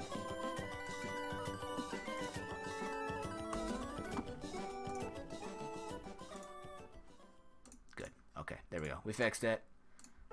Pretty funny how I can fix it that easily. Yeah, that's the week 4 matchup, and honestly... with Sock Power Sky Sharks going up to 4 points, that could actually mean a lot, because now that she has to play again this week, she's up against the QB Destroyers. This is literally the bottom 3 trying to separate themselves with points. So if she can actually come ahead here, she can push the bar to make it to the top 6. But we'll see after that. We'll give Oxum a 1-game break as we do mix it up with everybody out. It is not you next, Doodle. You have a lot more games, sir. You've got tons of time. Either way, guys, we are gonna be taking a quick break. When we come back, it will be the Boston Barretics versus the Stockton Thunderous. You've been watching the ProPokeBowl. See you in a few.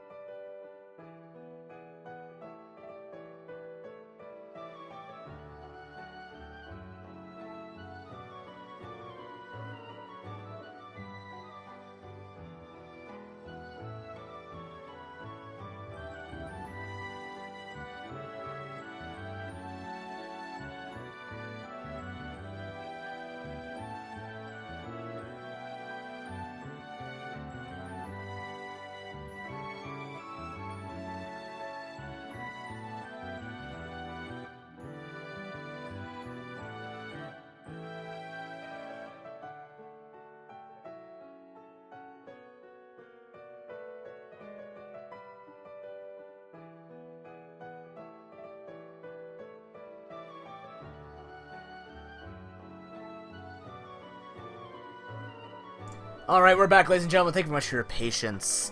Just waiting for a server reset to happen soon enough. Usually they take about... It's mostly just like a reset of... It's just a quick reset, but usually they give you like 5-10 minutes to do it type of thing, because they don't want to cut people off on the ladder and stuff like that. I don't expect to have many stalled things tonight. But in the meantime, let's actually talk what's been going on so far. We are going into the 5th week of the tournament, and as a result, we are starting to get to that point where we have to start thinking about points. Just as a reminder for everybody, the top 6 move on to the playoffs. The way that the playoffs happens is that the top 6 will be given dates that I am able to broadcast, and we see what people's availabilities are for those dates. The one that is the most agreed upon will be broken up into 2. We will have a quarterfinals date, and then we'll have a semifinals and finals date. Worked very well in Season 3, so we're going to do it again, because one, people were actually, like, honest, and the other was it does make it easier on my voice, because they are best of 5s, and doing a lot of best of 5s in one night is tiring for both viewers and myself. So definitely look forward to that. You'll only be getting information about that after week 9, and we'll be going with the top 6 and going from there. If you want to track the points, make sure you're paying attention to that and see whether or not there is a way to push. Generally speaking, most tournaments that we've had, everybody has a chance to at least make it to top 6. Especially with this one, if I look at the point, if I was to show you guys the points now, most things are like looking pretty solid right now. We're only halfway, and this is not updated, but looking at the 5 points, it's still pretty good. Ox, you're going to be in a couple of matches. The update should be coming through soon. I'm going to switch back to 10 minutes. God dang it. We're going to have the, yeah, we're going to have... What's it called? We have Boston Beretics versus Stockton Thunderous coming up, and then the Lanakila Conquerors will go against the Okeechobee Toros. Then it'll be you, then it'll be Ivan for the end of the night. That should be everybody, I think.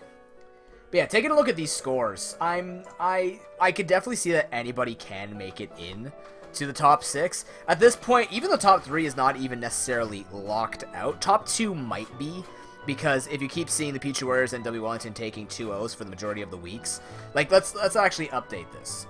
Let's show you guys the updated scores here. So, these are the updated scores after the official Week 4 battle in the first match of the night. So, where are we here? No, that didn't update? Hello? Why not? Oh, are you kidding me? Oh, bugged out. I update. Yes. There we go. Oh, it didn't go through. That was weird. But the other 2 went through, right? One sec, guys. I want to make sure I'm not losing any points here. What the hell? It bugged out. Oh. No, it didn't. The fuck? We're on week 5. Here we go. Do it for me. Alrighty. We good? We're finally okay. Yeah, taking a look at the points here. Nothing is set in stone, right? So, with Oxum actually getting the 4 points, 5 points are still the limits, but, I mean, she has another match to do tonight. Stockton Thunderous are going up next against Boston Beretics, so they could be pushing that even further, and actually, if the Stockton Thunderous actually even take 1 point off, it does push the Beretics up to pushing the limits of 6 points, but it also means Okeechobee Toros have to get some points tonight as well. So that's generally what people in the top 6 can be expecting. If you want to be tracking what seed you're going to be falling into, you definitely have to take a look at that number 6 spot, because it just shows how well you have to do in the tournament. And most times that I say, like, honestly, because you either go 3 or 1 points, and we don't do a double round robin, and people don't get a chance to battle each other more than once, generally speaking, the more O2s you get, the much harder it is to even hit the top 2 seed, because you know people will be getting 3 points. We haven't had a tournament yet where there are any 1-1s all over the place, and, you know, the top 3 or 4 are fairly close. You generally have 1 and 2 that are kind of shooting ahead, with them wavering between 2 to 3 points, but at the same time, 3 through 6 is very volatile. We saw that especially in Season 2, way back when we started doing this, so. But yeah, points are fairly close. I'm liking it. It always feels good when you see everybody's having some level of success. Even, like, and what I mean by that is not 0, right? 0 points kind of feels bad, man, but at the same time, you get to see that you see a consistency in the play from here on, right? well, actually, yeah, you see experience shining through, and then you kind of see everybody else who's trying it out for the most part are coming back into it. You know, Stock Power, Sky Sharks, Alaskan Arachnids, like coming back into it from an older season. So that's just the way that it goes. Thank you, Sharking. But it's a good, this is one of those stories, right? It's not showing just 4 people smashing 6. It's definitely showing that this is a bunch of newer people, and hopefully future ProPokeballs will be able to see them. Let's do a quick check on Showdown. What's taking them so freaking long? Please hurry up and reset. We can't start anything, but at least what we could do is get the analysis out of the way for the Boston Bearticks versus that one. Yeah, you know that one? You know that one, guys? That one. Stockton Thunderous. We've seen Bearticks really show that budget Ox playstyle. Let's put it that way. Aggressive, but still brings that wall. And it just doesn't work, right? So it's not working out for him yet, but the nice thing is we have seen some good success coming out from Coma. In the practice ones, we always keep going back to the mock ProPokeballs, right? It doesn't show multiple weeks happening, but with multiple weeks, we do see Coma has been putting his draft to quite use. So I want to see what this Alolan person's going to do. The Scyther definitely being a great bring-on to his team. I do think that it does complement giving him a little bit more speed, gives him more pivoting with the U-turns and stuff like that. And because his team is inherently weak to like, there are some things that are weak to rock, but we see a lot of fire, we see a lot of grass, see a lot of bug, these types of things. So, kind of weak to the flying, the fire, and the ice quite a bit. But I don't know, there's just something about, it's aggressive, and these numbers do show like 50 and 66% success and stuff like that, the 75% of success, but still in 5th seed, right? So why are we seeing it? And the reason is because we're seeing this Pokemon doing all the tanking itself. It's doing it well, but it's just not doing it enough. And it really does feel like if Bearticks did bring a defensive core of even 2 Pokemon, like, I'm surprised that Clefable is just not getting seen here, because Clefable is just such a strong defensive Pokemon that puts pressure down. So when we see this one Mon try and tank everything, we've actually seen Coma drop matches to other players simply because he cannot have any more Pokemon come in and take it. And the only times that he does take the win is when people don't have the damage left to take out anybody else, right? Leave open a Hyper Carry, and that's basically kill. And that's what we've been talking about again. The winners of these games have been Hyper Carrying, regardless of where you are in the standings. So for someone like Coma, you should be worried because, hey, you do have that defensive core, but we're not seeing it. Go to the side of World Leader. This man is sticking to his draft like it's glue. And he's making it, you know, he's showing some things that he can do with it. I do think that he has come into form with what he wanted to achieve with this team. The sand is still the main thing. He's still got the Hippowdon. He's still got the Gigalith coming out, but he still has that Camerupt. We've seen more of the Mandibuzz. The Tentacruel's coming out more. The Decidueye is making its appearance. These are the Pokemon we need to see because, in my opinion, these are the only Pokemon that are really supporting him from not just being swept by a water move, or being swept by a ground move, or an ice move, right? So we were seeing better choices, in my opinion. I think World Leader is making greater choices with this team. Play is not going to be anything that I can speak about because, again, experience is just how much you play, how much you know, and the more you've played Pokemon, on average, the better you're going to be and how consistent you are with playing it.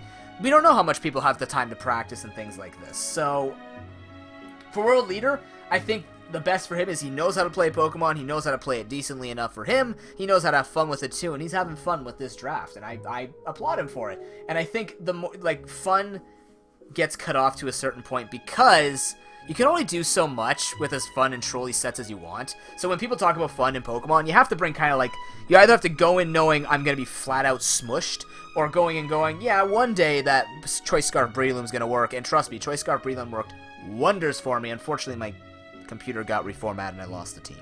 RIP. Anyways, those types of techs, like Psywave Bronzong, which is not really a tech, it's actually just smart, but those types of moves have to be used with the expectation of what's going to be happening. And for World Leader, he's been using it, and he's getting, I think, what he wants out of it. So if he wants to keep moving up in the standings, he's in at least the right direction with the team comps he's bringing. So there's been less Thunder Punches, though, so I'm a little disappointed in him. Let's take a look to see what's going on with the server. Nothing yet, guys, so we have to keep waiting for it. I don't think it'll let us go into it. Let's see. Okay, yeah, still not working. So, in the meantime, guys, I'm just going to take another couple of minutes. I'm just going to grab some more water and stuff like that. Hang tight. We'll be back with the Boston Beartics versus the Stockton Thunderous. Thank you much for watching. Apologies about the inconvenience.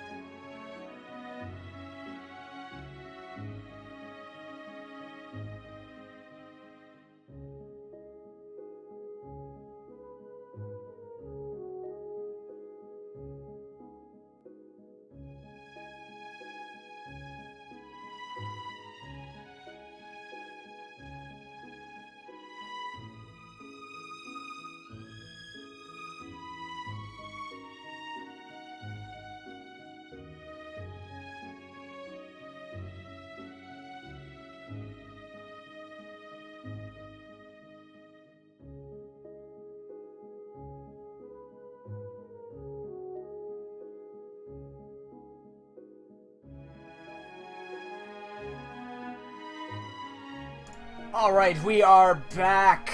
Servers have reset. If you guys are on Showdown and have not reset yet, please go do so. This is your time to do it.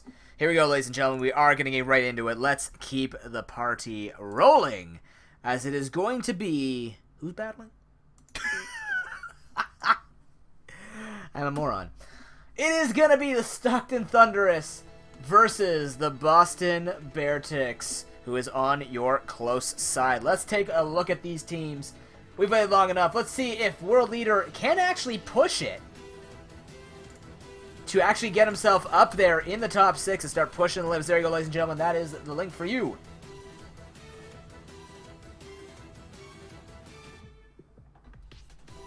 I am not overrated. Shut up. Anyways, let's take a look at what's actually going to be going on here. So, what? Is this dead? This is the wrong one, isn't it?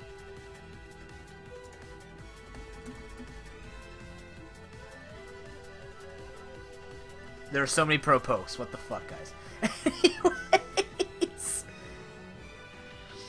let's take a look at these teams here. So again, we see that Infernape, which has been doing Coma Wonders, and then we look at World Leader's team, and we're seeing, you know, this is actually much different. We don't see Sand coming out.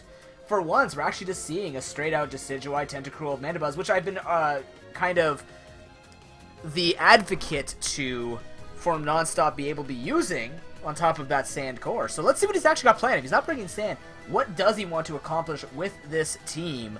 It is going to be a Flygon versus a Seismitoad lead. If we actually look at the side of the Beartics, we maybe can expect a Azumarill to be defensive, but probably not. It's just going to be the Seismitoad yet again, so... He is going to end up going for the U-turn.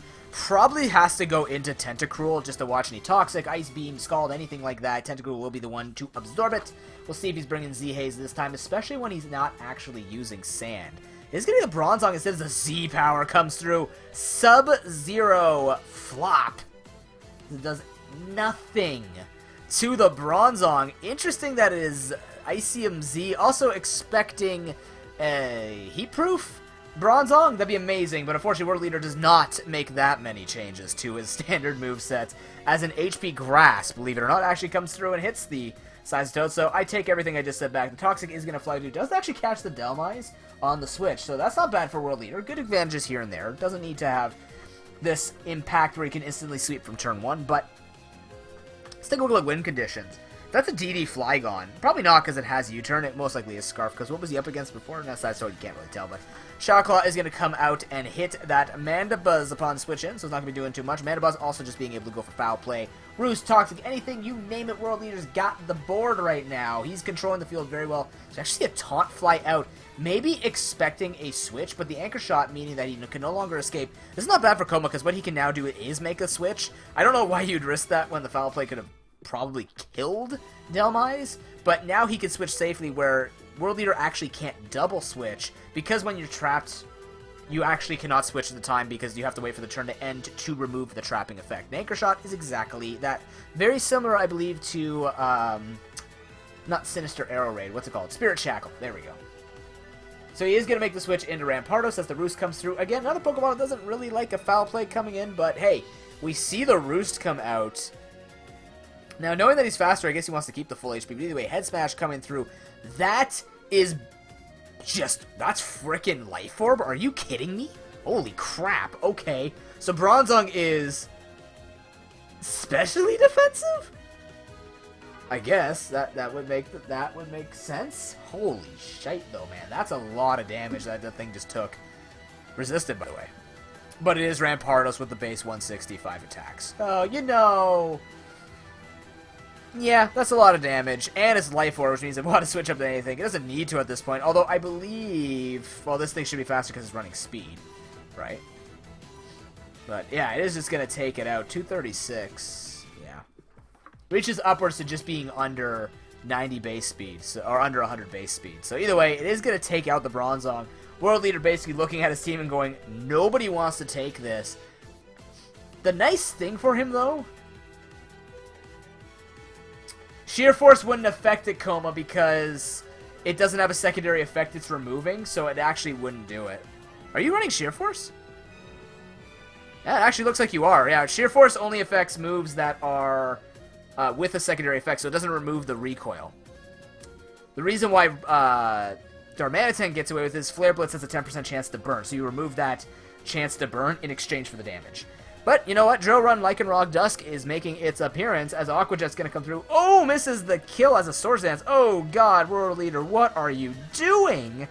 Trying to BM right in his face. Her as in the who, he, well, I have no idea. Lycanroc's a female. I got through that. Citrus Berry used, so that does hint at a Belly Drum Azumarill. Old school Citrus Berry, too. I like it. But it does also proc at 50%. Don't have to wait down to 25% to get any of the Aguav or the Confusion Berries pop there, so. But either way, is going to go for the +2 Accelerock. Doesn't do enough, as we do see the Citrus Berry healing up to decent amounts. Tentacruel coming in. He does have the Haze. He probably has the Z Haze, so I wonder if he's going to go for it on the Belly Drum. But it just forces outside, so it is going to come in. Sludge Wave, excellent choice, because one is super effective against Azumarill, but also, hey, that's Water Absorb. Seismitoad, it just makes sense to go for the super effective attack, especially since you can't really touch Tentacruel without it, but Quiver Dance is going to come through. Scald's going to do actually a lot to a +1 Volcarona, but does have to be careful here.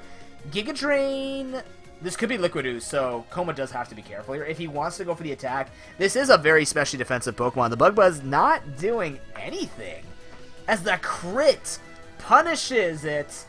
And it's not only Alder's bug that has perished, it is going to be Coma's as well, as the Delmise is now coming in.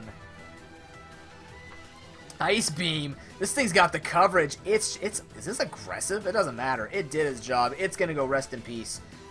This Anchor's not going to be lasting for very long either, as now probably Decidueye or Mandibuzz can come in just to put pressure on it. They both have super effective moves. It's actually just going to be the Flygon. I don't think U-turn should kill from here.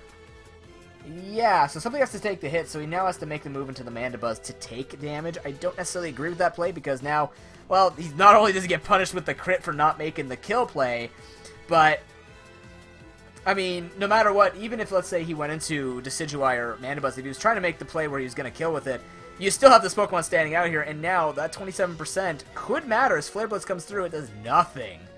But we could see a Brave Bird come through. It is happening. The Infernape is dragged down. It's a Azumarill against the world. It's already used Citrus Berry, which means it goes for Belly Drum. It's not doing anything. And Coma on the ropes. The Aqua Jet's not going to be enough as the Roost comes through dangerous. But doesn't matter. I don't even think, based on that damage, 14 times 4, that's not going to kill off Mandibuzz even after the Roost. The Taunt's going to come through. He is just playing with his food right now. I don't know why, because he could still be destroyed. As the player's not even going to kill. As Brave Bird comes through, he loses the Mandibuzz. But it is taunted, so it can't go for it. But even with the damage, the taunt doesn't make sense.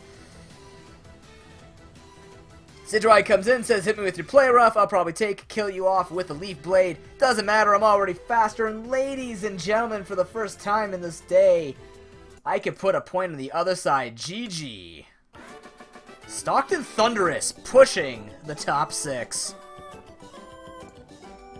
That point does matter. If he takes a 2-0 tonight, he actually raises the bar for the cutoff line. He's doing it, boys. But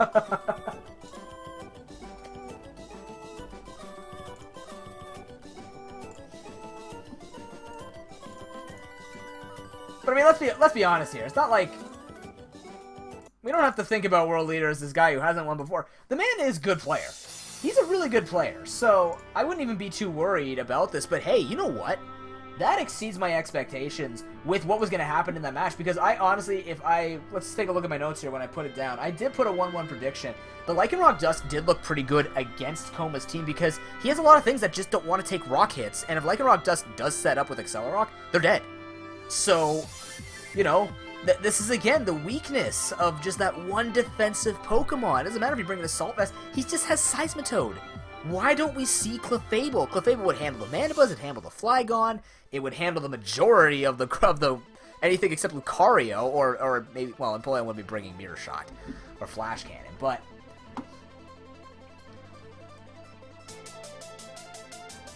I don't know, it's such a weird matchup, because this one does come down to the matchup, and I don't know, It's so weird. But World Leader does end up taking the first game. He does use the Pokemon that you would expect to take it down. And hey, there it is. There's that mix-up, right? No Sand. But I'm not saying Sand is necessarily holding him back. But that composition right there, right? Looking at those Pokemon, they work well together. His draft isn't that bad, you know? And the only reason why I kept hitting on the draft was because, again, he wasn't fleshing it out, right? He has the good Pokemon. That Tentacruel just... Whew. Let's see Game 2. I want to see Game 2. Also, Glitch City music, I have to say that. It's just a thing you have to say. So we'll see what changes Coma can make. He's perfectly safe for the most part with kind of bringing different things. I would say try and have something a little bit more for that Lycanroc Dust, just so in case that Accelerock starts setting up. If World Leader opts to bring more hazards, then it could be a problem because that thing could sweep, right? Volcarona, yes, it got haxed out. I honestly think, though, that he would have brought Liquidooze since he's a Sand team. So Liquidooze would have basically killed off Volcarona himself anyways after 2 Scalds, whether he got greedy with the setup or not. Right? And again, Tentacruel is very specially defensive. So, what does he bring? Dragalge's kind of dangerous. Persian Alola, not really going to get much done here. Can handle the Decidueye, I guess, but... Arguably, Decidueye could have been handled by anybody setting up to kill off. You know, Infernape just hits it with Flare Blitz. I think it just has to be slightly different play. That's my opinion. Let's see what's going to be happening in game number 2. Unfortunately, I have to cut that song off, but let's get into it. Stockton Thunderous up 1-0. We do finally see the Clefable. The Wonder Twins are back. As World Leader actually is saying, screw it, I don't need to switch. I'm winning with this. Let's see, we actually see the straight Volcarona style versus the Bronzong. This is not so good for World Leader. Not that he necessarily would see such an aggressive start, but yeah, that Volcarona could just go straight for the Quiver Dance. Let's see what he's got for us. He'd probably go for the Toxic. Yeah, he just wants to keep this thing from doing much, and then go straight into Tentacruel. Just start putting extra damage down on it. As much as Coma wants to set up, he really can't because he's going to be put on a time limit. He has that Tentacruel to get through. This is a ton of pressure that he has to be able to, that World Leader has to be able to take, but also that Coma has to time out here. He can only get so much done at this point. Unless he tries to bring it in at a different time, which might not be the worst idea. He can always bring in Magikarp, Clefable, and stuff like that, but Fire Dance coming through, ooh. Now, even if he's Scarfed, this is a speed tie. So, he's either going to go for the Stone Edge, wins the speed tie with his Scarf Flygon. Takes it down, alright, so not too bad, Flygon getting the worth finally. You know, we've seen this thing trying to do stuff before. It just hasn't hit the mark, but finally it's going to take down that sweeper. Clefable does come in, can take it up, go for Moonblast, doesn't care. We're going to see definitely a switch here. There's no reason to sack it off because, again, he has that Tentacruel, which can put pressure down on basically any non-stored power set. Ice Beam actually being shown on the Clefable. Could be an aggressive one with Life Orb, maybe? Could be actually Calm Mind. I would be very surprised to see it. The Size Toad is going to come in as a Toxic. Misses. Come on, game. Be nice to World Leader. We like World Leader. World Leader's our boy. And yes, I keep my volume very low. As the Earthquake actually comes out in the face of a thing that can just scald you.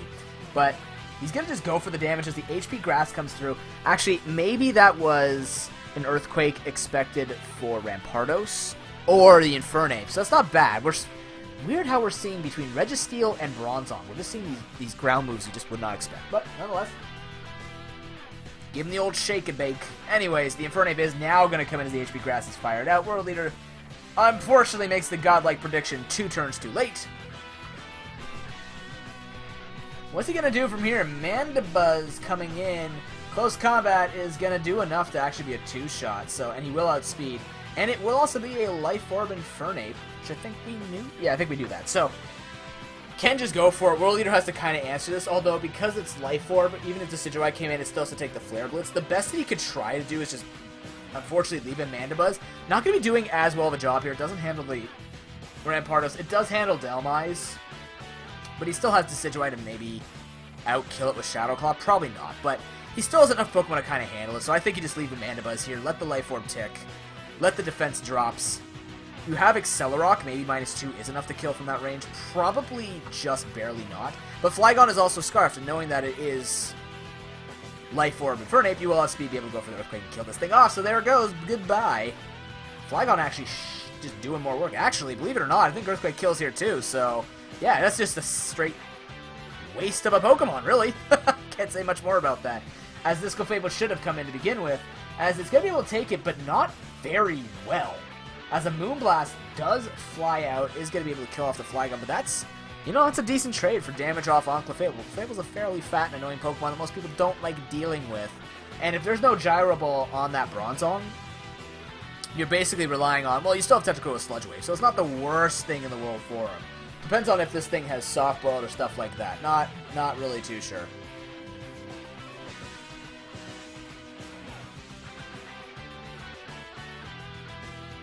See what we could do here. Tentacruel just makes sense to me. If we see an Ice Beam and Moonblast, he could just come in and go Sludge Wave. Delmise doesn't even want to take it very well. It's going to take a decent chunk from it. Rampardos would have to be the Pokemon to come in.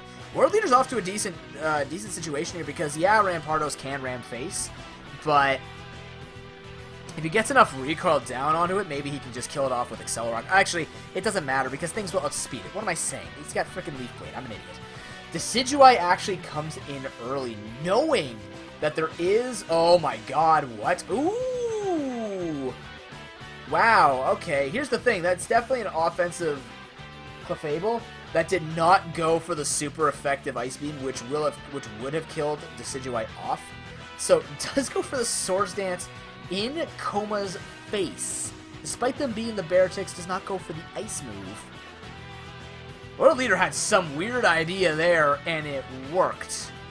So that's some next level predictions of Leaf Blade will come out. Doesn't matter though, because yeah, you can see maybe Shadow Sneak come out for this thing. That's so much damage that he was actually looking to get down onto the Delmise anyways. So kill would have been great, but he's got outspeed anyways. We don't see a Shadow Sneak come out. Thing's dead. Did that Swords Dance just work? It shouldn't have, but it's gonna, because this is life for him. Clefable's gonna be dead.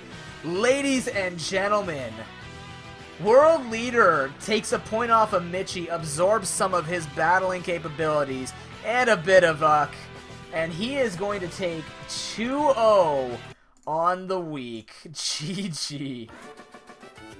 Unreal.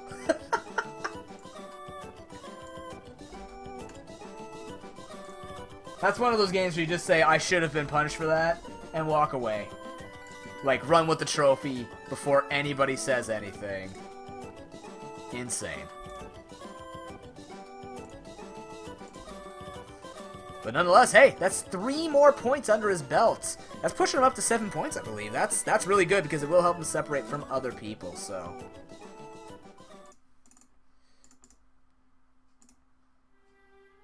Why do you keep going to the sad music? Can we have some better music? Thank you. But yeah. Hey, World Leader taking it. And you know what? Part of Pokemon is punishing mistakes, and that's one way to punish. Just going, hey, Koma. Basically. But yeah, you know what? World Leader finally... Oh, that's Stardew Valley. What am I doing? Hello. Anyways. I went to the Stardew Valley page. But yeah, look at that. There you go. That's what you want, right? World Leader showing that core, and that core is not bad. Granted, it should have been punished a little bit more. Manaba's actually being a bit of a pain in the ass in Koma's side, which I liked how he brought the Clefable after, but it's just not enough, right? So, your specs, interesting. But even so, like, the switch, I don't know, it's hard to say because in the end, I feel like World Leader just played out what he had better. Right? He just had the stronger... He had the stronger idea, and I like how he moved away from the sand, because honestly, I think the Hippowdon kills still could have taken hits. You could have had... Like, what was he bringing? Lucario wasn't going to do much there. Hippowdon was just going to be set up all over, although he could have had something else to take the close combats or the Flare Blitzes from the Infernape and just threaten with a kill, but that's, you know... Having said all of that, that Tentacruel. Also, the Tentacruel Mandibuzz actually just put a lot of strain on the Pokemon that the Beartix decided to bring this week. And in the end, we don't see a Alolan Persian, but I don't think it was going to work anyways. But either way, that's World Leader going up another 3 points. Keeping Diego's dreams alive between a Michi World Leader Finals. We'll be back with the next match of the night, which will be the Lanakila Conquerors versus the Okeechobee Toros. You've been watching the ProPokeBowl. Week 5. See you in a few.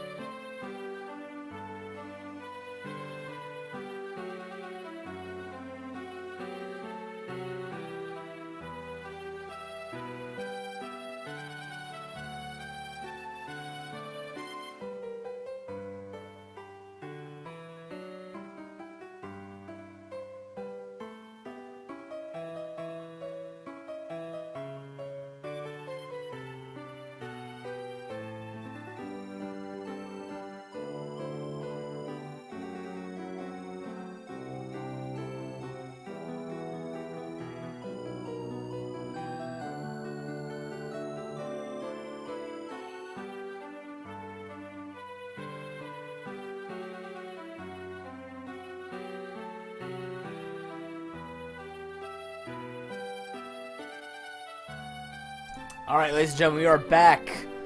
ProPokeBowl, Week 5. Have you heard enough of it yet? No, you haven't. Clearly not. Let's talk about Project. Let's talk about Icy. Icy's showing some good play tonight. Unfortunately, is not able to take it against the Sock Power Sky Sharks, but he has a second time here to redeem himself against who I'm arguing is the middleman in this tournament.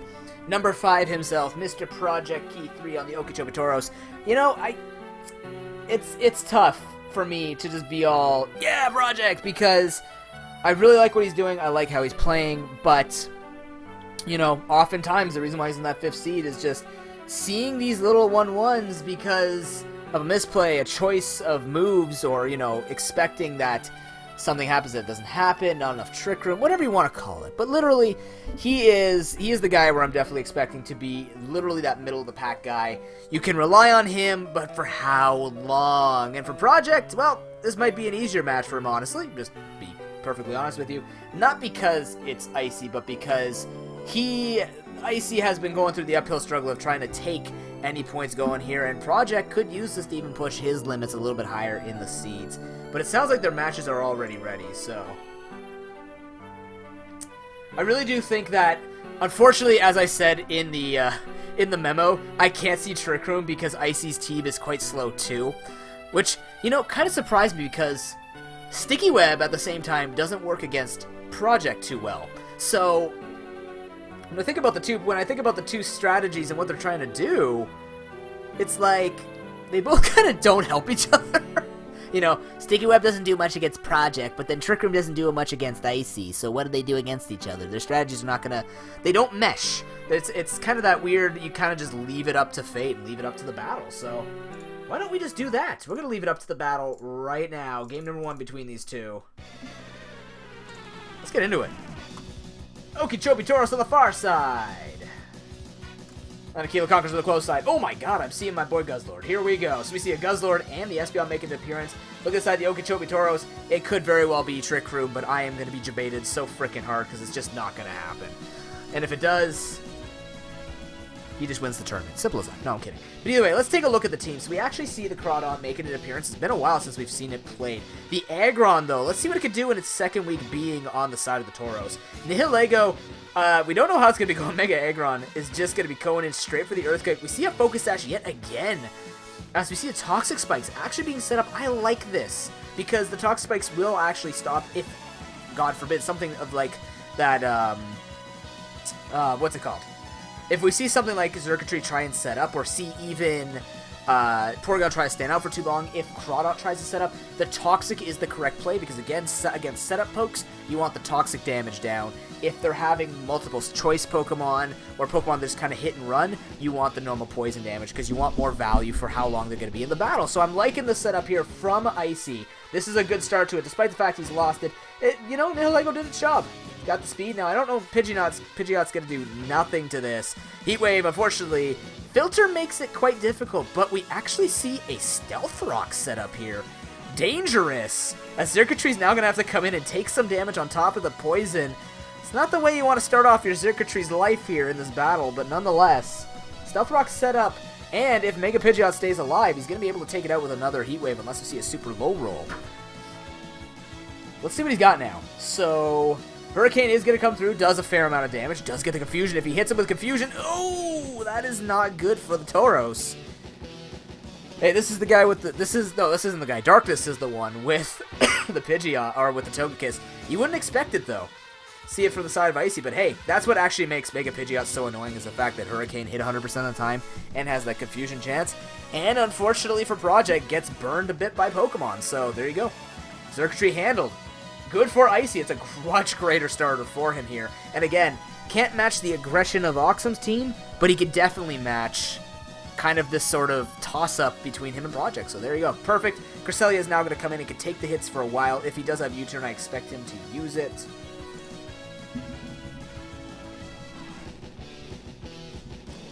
I'm curious to see, because Guzzlord can really handle this Cresselia, although most Cresselias run Moonblast or Ice Beam. So both of those will do a lot of damage. We do actually end up seeing the pivot. If this thing wants to set up with Calm Mind, it'll be feeling safe. If that's a physical Guzzlord, it's getting it wrecked by a Moonblast. So we'd probably just be careful about it. Maybe Galvantula? I don't know. This is a bit of a tough one. He could go into Mamoswine as well if he's got knockoff. Mix that with Icicle Crash, do a bunch of damage to it. Probably Mamoswine's safer. Galvantula would do a lot more damage. Also, it's a risk taking a hit. I don't know if you... I mean, I don't really fear a Cresselia just shooting off an attack, right? He's going to end up going into the Mamoswine. Okay, if he's got knockoff, he's definitely going to go for it. We actually do see the Combine come out from Project, so... Now you question, what is the plan from here, right? How much can you set up against this team? Do you feel safe enough setting up? Because, yeah, Cresselia's not the fastest. Oh my god, we actually see the Energy Ball, but it's not enough to kill his knockoff. It takes the crit. And says, screw you, Moonduck. Icy's not all about the night. He is here, clear as day, taking a lead in this match. Fortress will be able to take up any hit, though. And we'll basically say that, you know what, whatever Mamoswine's going to do, it's dead. Whether it switches out or not. But nonetheless, Moonduck does get dunked as Knockoff's going to come through again. Light Clay knocked off. Rapid Spin, ooh, very nice. Nice crit.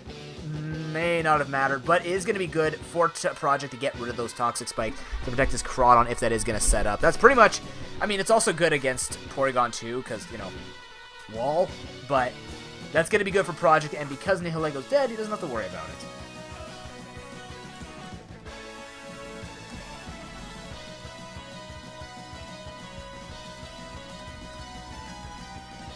But anyways, Heat Wave is going to come through, do nothing to other Duck. You know, I just realized Project has the 2 Ducks on his team. Anyways.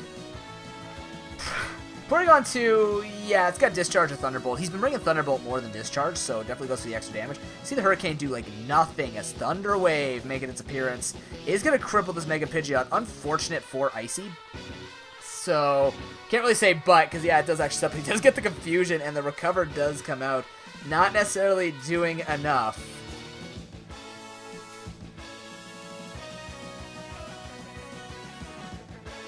Goku is right. It's going to take all the hits. What does he actually have to... Porygon 2 kind of just, like, takes all the hits and keeps recovering on it. Galvantula might be okay to hurt it. Maybe Guzzlord doesn't... Well, Guzzlord's not going to like Ice Beam. Espeon, maybe, but Crawdon feeling safe right now. Oh, the Para comes through. He did end up staying in. That would have been a lot of damage to Crawdon. As... Ooh, yeah, it would have killed it off. And now Knockoff has to come through, takes it out. That's unfortunate for Icy. Hacks equally retributed here. Yeah.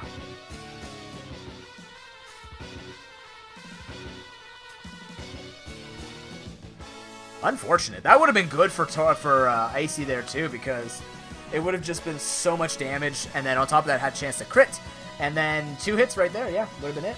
Because you saw that it even moved faster than it with the paralysis. So unfortunate, but hey, Galvantula can come in. I don't think it can take an Aqua Jet though, unless this thing is banded. Maybe Banded was the reason that it killed with Knockoff, because Knockoff doesn't get the bonus against Mega Stones. Yeah, he's going to make the switch. It looks like it is Banded, so he doesn't want to risk it. Thunder comes through, does, like, nothing, but does get the Para. Unfortunate? I guess not. It's the only status he really has that I would expect left on his team. So, Darkness, he's using it right now. He's got Mega Pidgeot. Mega Pidgeot is Hacks. Bug Buzz is going to come through, maybe looking for some special defense drops. It's not enough, but the Para is going to be enough. I mean, Icy's making the right play here. He goes for the Bug Buzz, just trying to get this thing weakened. Crawdon can't come back in. Aggron doesn't want to take a Thunder either, and we'll be outspent. It's just going to be so much damage. So, you know, this Galvantula can do a lot. If he gets the Para again, he does not. Honestly, fishing for Spit F Drop is going to be the best thing he can do right now, as he's just slowly killing himself off here to the Life Orb. But yeah, I mean, it's dire. This thing's stuck in here. It's doing what it can, as we're probably just going to keep seeing recovers as Tri-Attack actually comes out. Finishes it off. Life Orb Galvantula, not common world leader, but I mean it could do a lot in the right situation. I actually kind of like it here. It does a lot against the Tauros, so now let's see what Espeon can do. Because watching Porygon 2 and Cresselia on the same team is like popcorn moments where he sit here, he actually just sets up in his frickin' face. Oh, but the Tauros forget that things can be bounced, and Magic Bounce keeps him safe as Crawdon has to come in now, as we actually see the +2 come out here. This thing is most likely banded with the way it's being played. Let's see if banded Aqua Jet kills this thing off. It should. He doesn't actually end up going for it. He just lets him die to the Grass Knot. Maybe expecting that it was just going to be a solo Psychic attack, but it's not. As now, well, Fortress could feel safe. Grass and Psychic. It can soak up the hits. Definitely go for a Gyro Ball. Do a bunch of damage to it. It's also a Life Orb Espeon, so it might be able to weaken it up. Sash is the most normal Sharking, yes. But you can also see Specs on Galvantula, depending on what you're doing with it. Both are... Sash is the best. I've also seen Specs do a lot of damage, though. Especially since with being able to drop Thunders at 91% accuracy. It's pretty powerful. Nonetheless, let's see if he has HP Fire. If he has HP Fire, Icy's sitting pretty. He's going to be really good here with the +2 hits being able to take it out, but he does have to get by this. Psyshock, unfortunately, wouldn't be able to hurt much to the Fortress. You'd probably expect you'd want to go for something like Psychic, but that's a lot of damage to Gyro Ball. He actually ends up going for +3. That might be it. Oh, maybe not. Oh my god, he has 1 hit left. Porygon 2 might not be able to take the +3. It does have Eviolite, but it's going to be left to Guzzlord versus... Oh, just barely misses the kill. He doesn't... Oh my god. But he does not get the healing, which means Guzzlord can come in and potentially finish this. Is this Icy grabbing a point off of the middleman? He can do it. Knockoff comes through. Oh my god, he gets the special attack raise, but he's physical. Holy crap. What can he do against this? He gets Earthquake, but Iron Head comes through. It's not doing enough damage. Oh, but he gets the flinch, Jeebus. Stop hacking each other. He's gonna get... Oh, oh no. Jebaited, says the Aggron, as he rolls high. Steals it out from Icy's... ready hands. GG.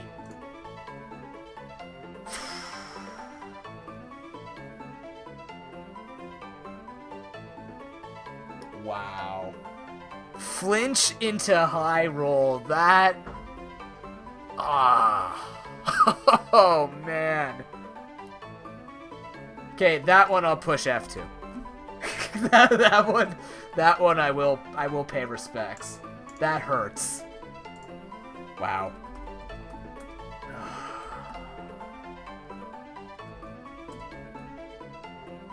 Damn. But hey, reassuring that we definitely see Icy having a pretty good time in this matchup. Just, you know, super close.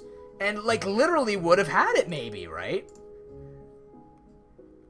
Like honestly, if you think about it, if there was Earthquake on that Guzzlord, yeah, he has frickin', what's it called?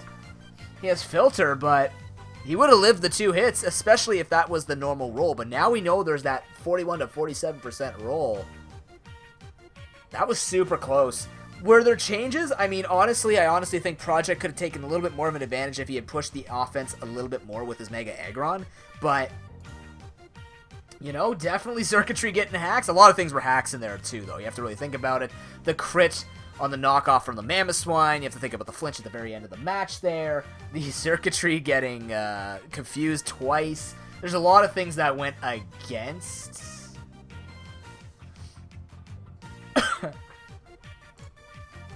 Yes, you can make your trade for Week 6. Just send it to me on Discord, and I'll record it tonight.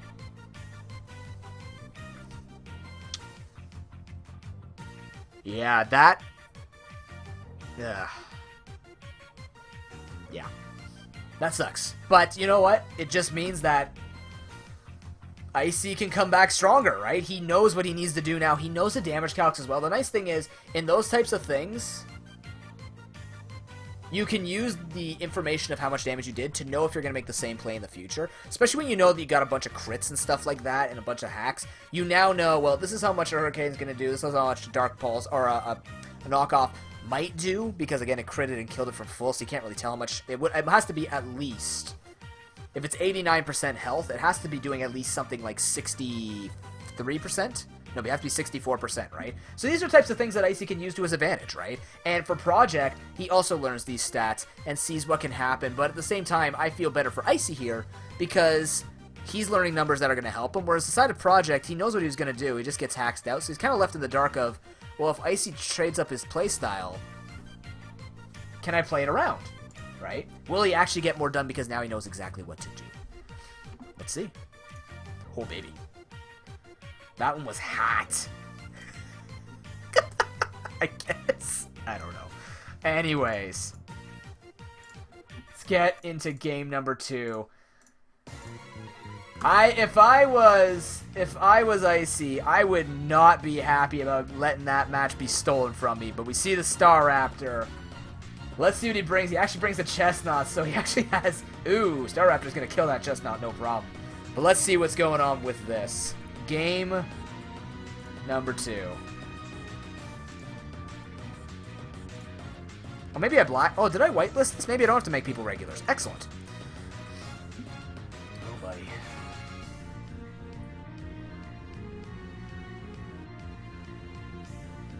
What do they have in store for this one? It's going to be the Aggron lead just again. All the same. Nihilego versus Aggron. Good still for Project because he still has the pressure. Mega Aggron gets the free setup. He might just go straight offensive. Yeah, Toxispice comes through. Same thing. Ironhead breaking down to the Sash. We're going to see the exact same thing come through here. Fortress will probably come in earlier. Yeah, because now what he could do is probably bring in Fortress now after setting up rocks because that dooms the Nihilego. But oh my, okay, he's just setting up a bunch of stuff on him, but he knows that the Fortress is still in.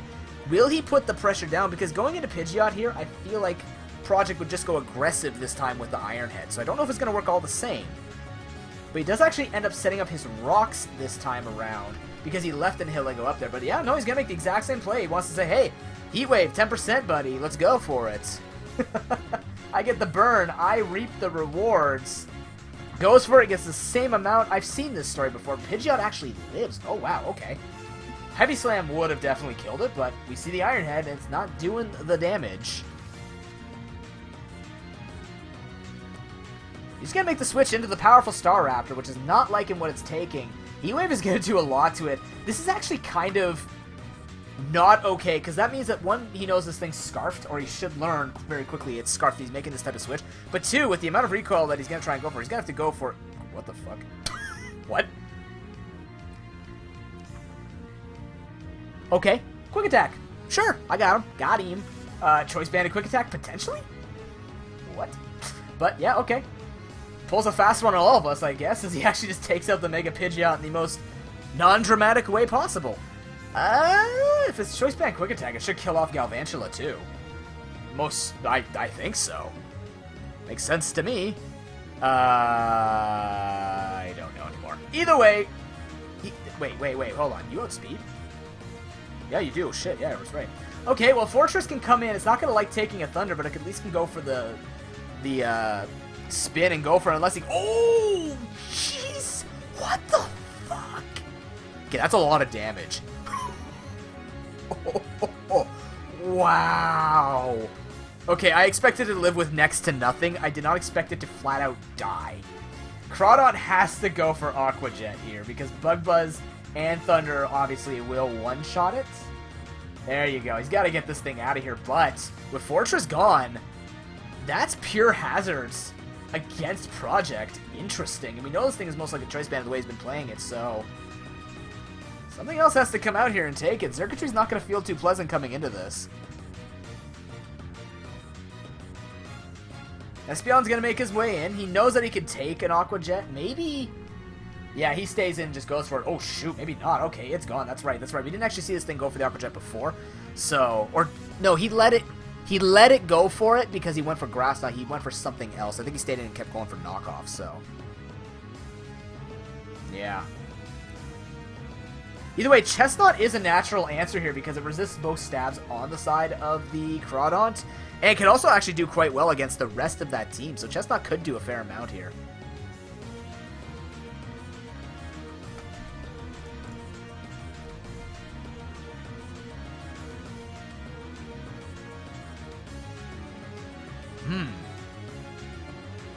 Conqueror's looking a bit on the grim side here, but still not necessarily out of it. Xurkitree hasn't come in yet, but luckily with the rocks and the poison set up here, he might be able just to out-tank and live. Maybe. I don't know. I really do think of the two that Chestnut has to come in here and kind of threaten. Maybe with Spiky Shield. Spiky Shield can speed up the damage this thing is taking, but you also can't take the risk that we just see suddenly Porygon 2 come in, Xurkitree come in. Fire Punch was also revealed on Mega Aggron, so... Oh, man. I don't know. It's not done. It's definitely not done for him.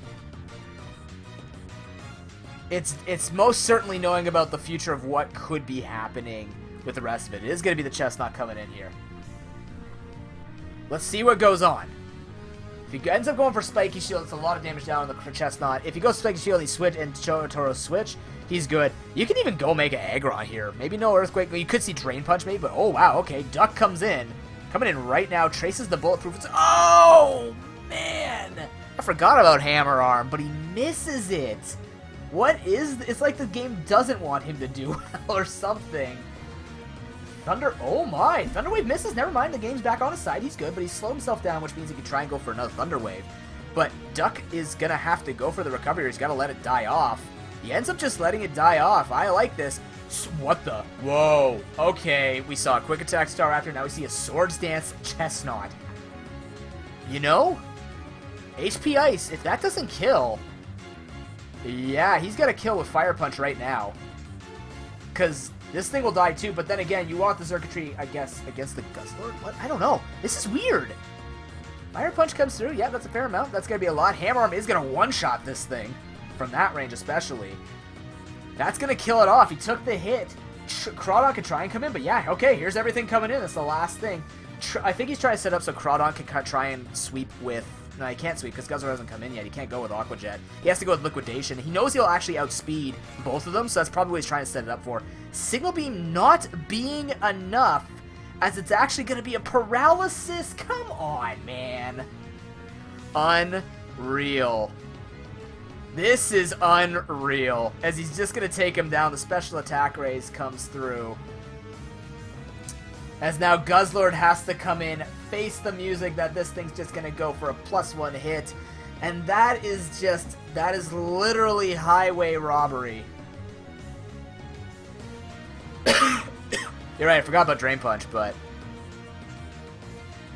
Yeah. Oh, wow. Takes it actually quite well. This could be enough. Draco drops. That will take this thing down, but here's the thing. It is the Crawdon coming back in. Oh my god. I think he takes it from here with knockoff. That's just going to be enough. That probably is enough damage unless we're going to see something where he lives. But yeah, this is it. Down to the wire yet again. It should be enough because as much health as Guzzlord has, his defenses are not the greatest. So...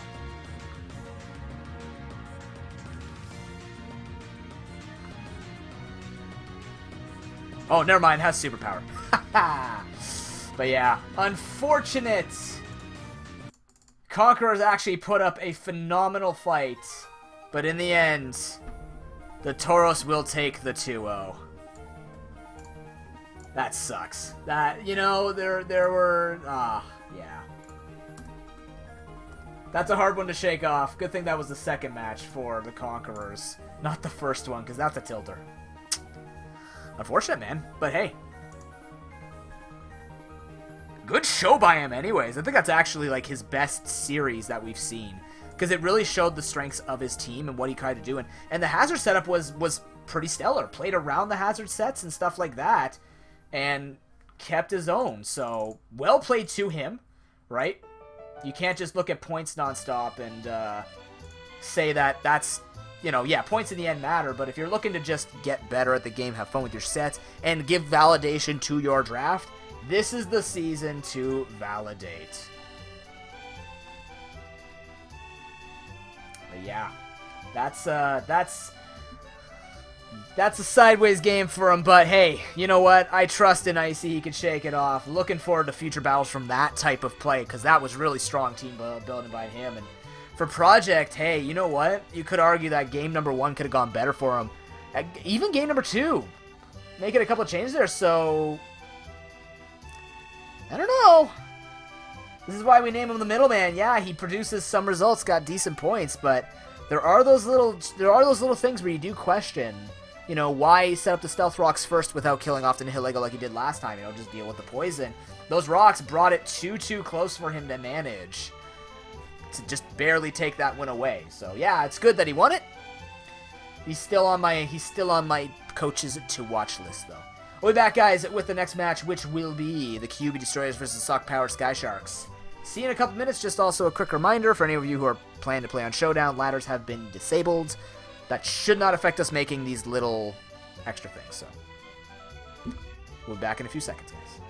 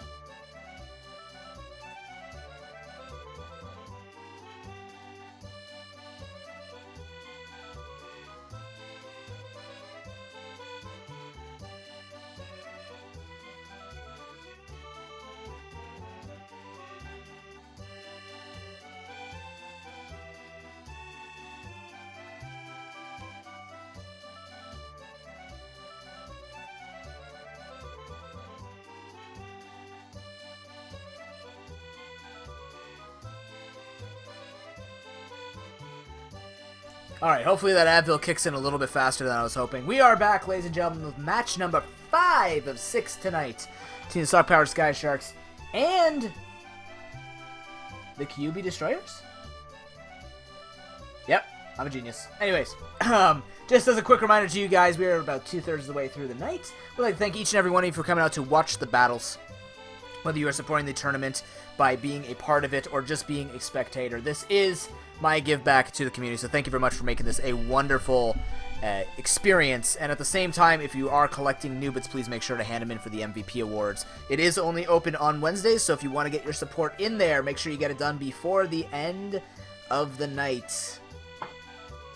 we kind of saw what was going on when we look at Oxum going with the straight aggression against a team that can't handle it. Let's see if the QB's Destroyers can actually quell the aggression. Darkness' team definitely has the hacks that he wants going for it, but he also just has a decent amount of bulky Pokemon that can sort of take it and maybe hacks it back.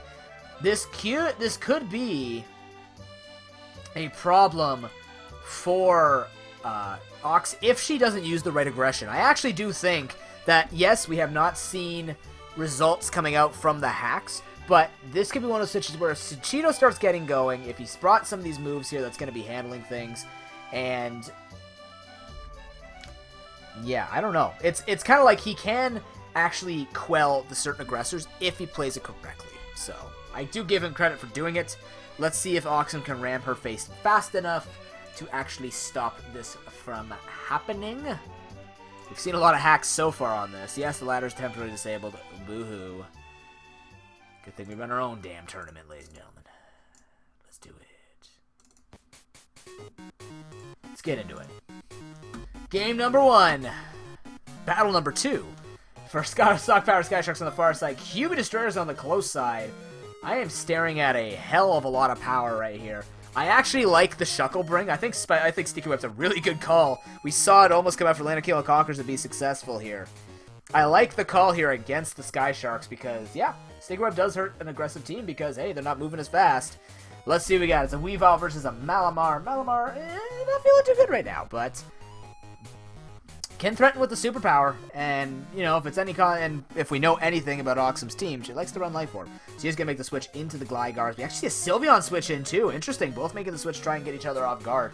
QB Destroyer still slightly coming out on top. Hyper Voice is going to do a lot.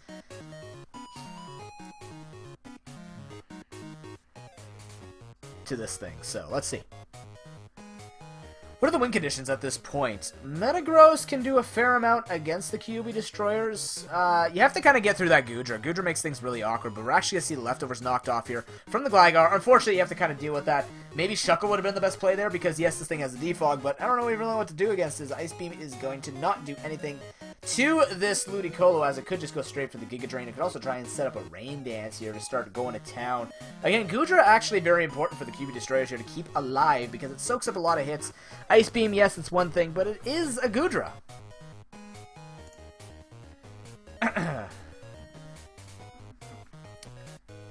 So, not too sure. But Ludicolo does do a lot to this team at the same time, so let's see how the Destroyers want to play this out. Because he's already seeing he's not doing that much damage to the team, but here we go, the Rain Dance is set up. It is also leftovers, though, so there is going to be a lot less damage coming out from it. Like, believe it or not, because you're losing literally 30% bonuses.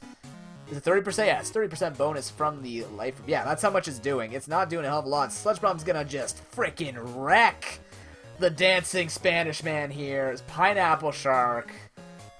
I'm like Pineapple Plop at this point because it's just not going to do that much. Yeah, leftovers, yeah, sure keeps it alive there-ish, but for how long, one could argue, as the Metagross has to come in as the Dragon Pulse comes through. Excellent switch up by Darkness to make sure that he is going to get the coverage on the off chance we do actually see a switch up here. But yeah, Dragon Pulse doing a decent amount. Does have to keep this thing safe as actually a Rock Polish comes through. He does not care. Darkness says, fuck you, and goes straight for this Focus Blast.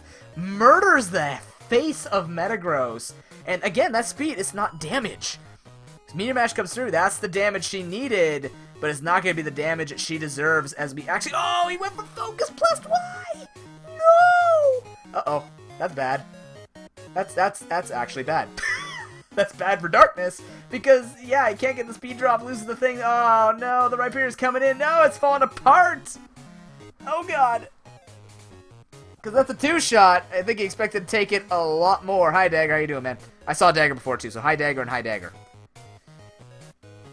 Shuckle's gonna... He's looking for something to take these hits. It's not working, because Oh, man. Meteor Mash is gonna, like, destroy the crap out of this. Yeah, uh-oh. Okay, but, yeah, oh, God. Malamar, yeah, I was gonna say. Malamar, probably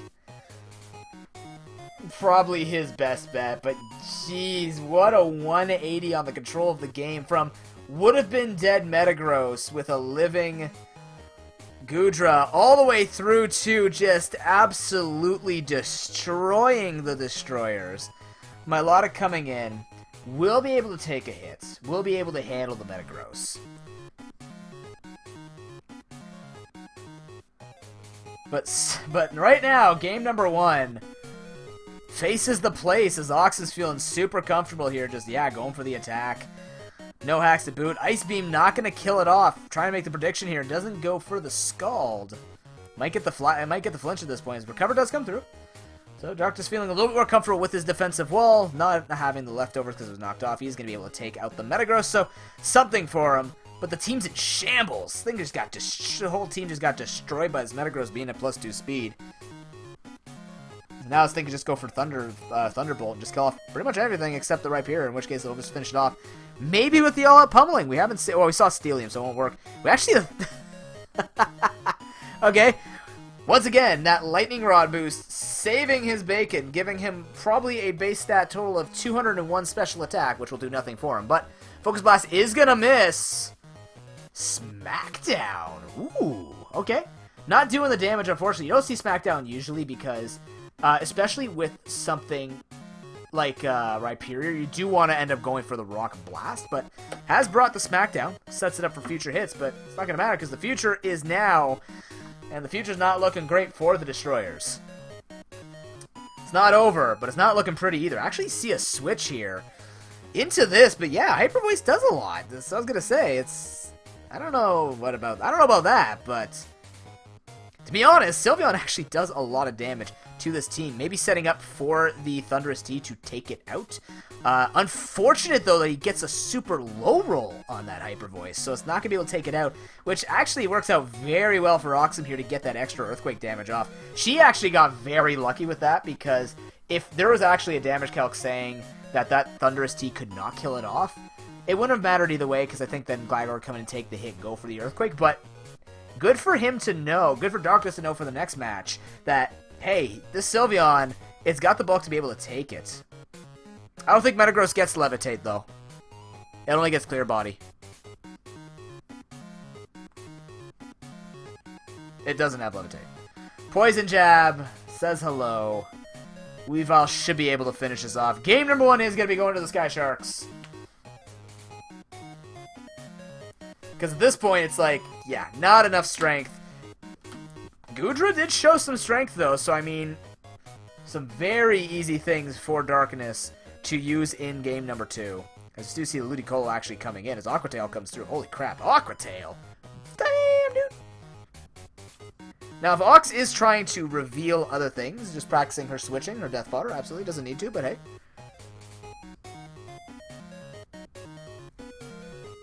It's going to be Goodra against the world, but game number 1 is going to be going to the Sky Sharks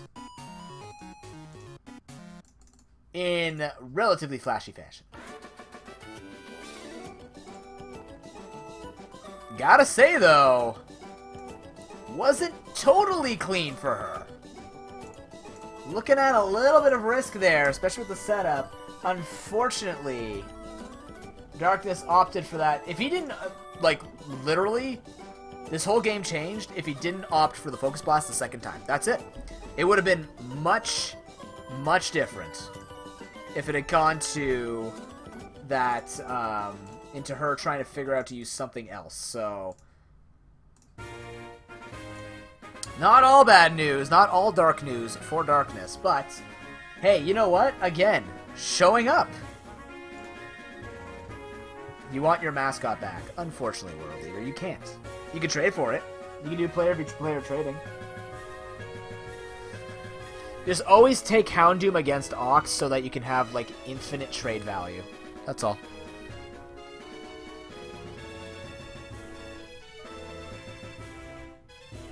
So now, for Darkness, literally,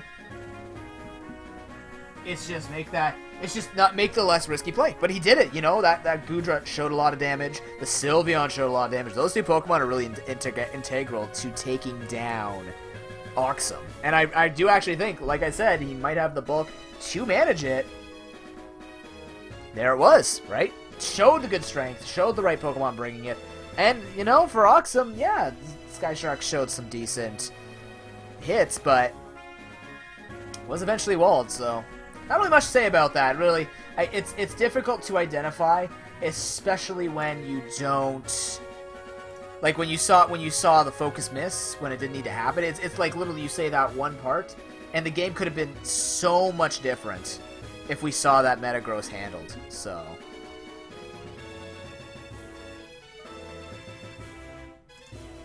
See what happens in game number 2 if he does end up bringing his A game again. Because, I mean, it's one thing to get the points, the other thing to make the other team squirm, so...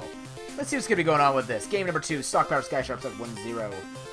Togekiss and Chino making their appearance as well as the Darmanitan. Okay, so bringing maybe a little bit more offense here. Maybe appropriate offense to handle this stuff. I mean, Togekiss is going to be able to actually soak up quite a bit of hits.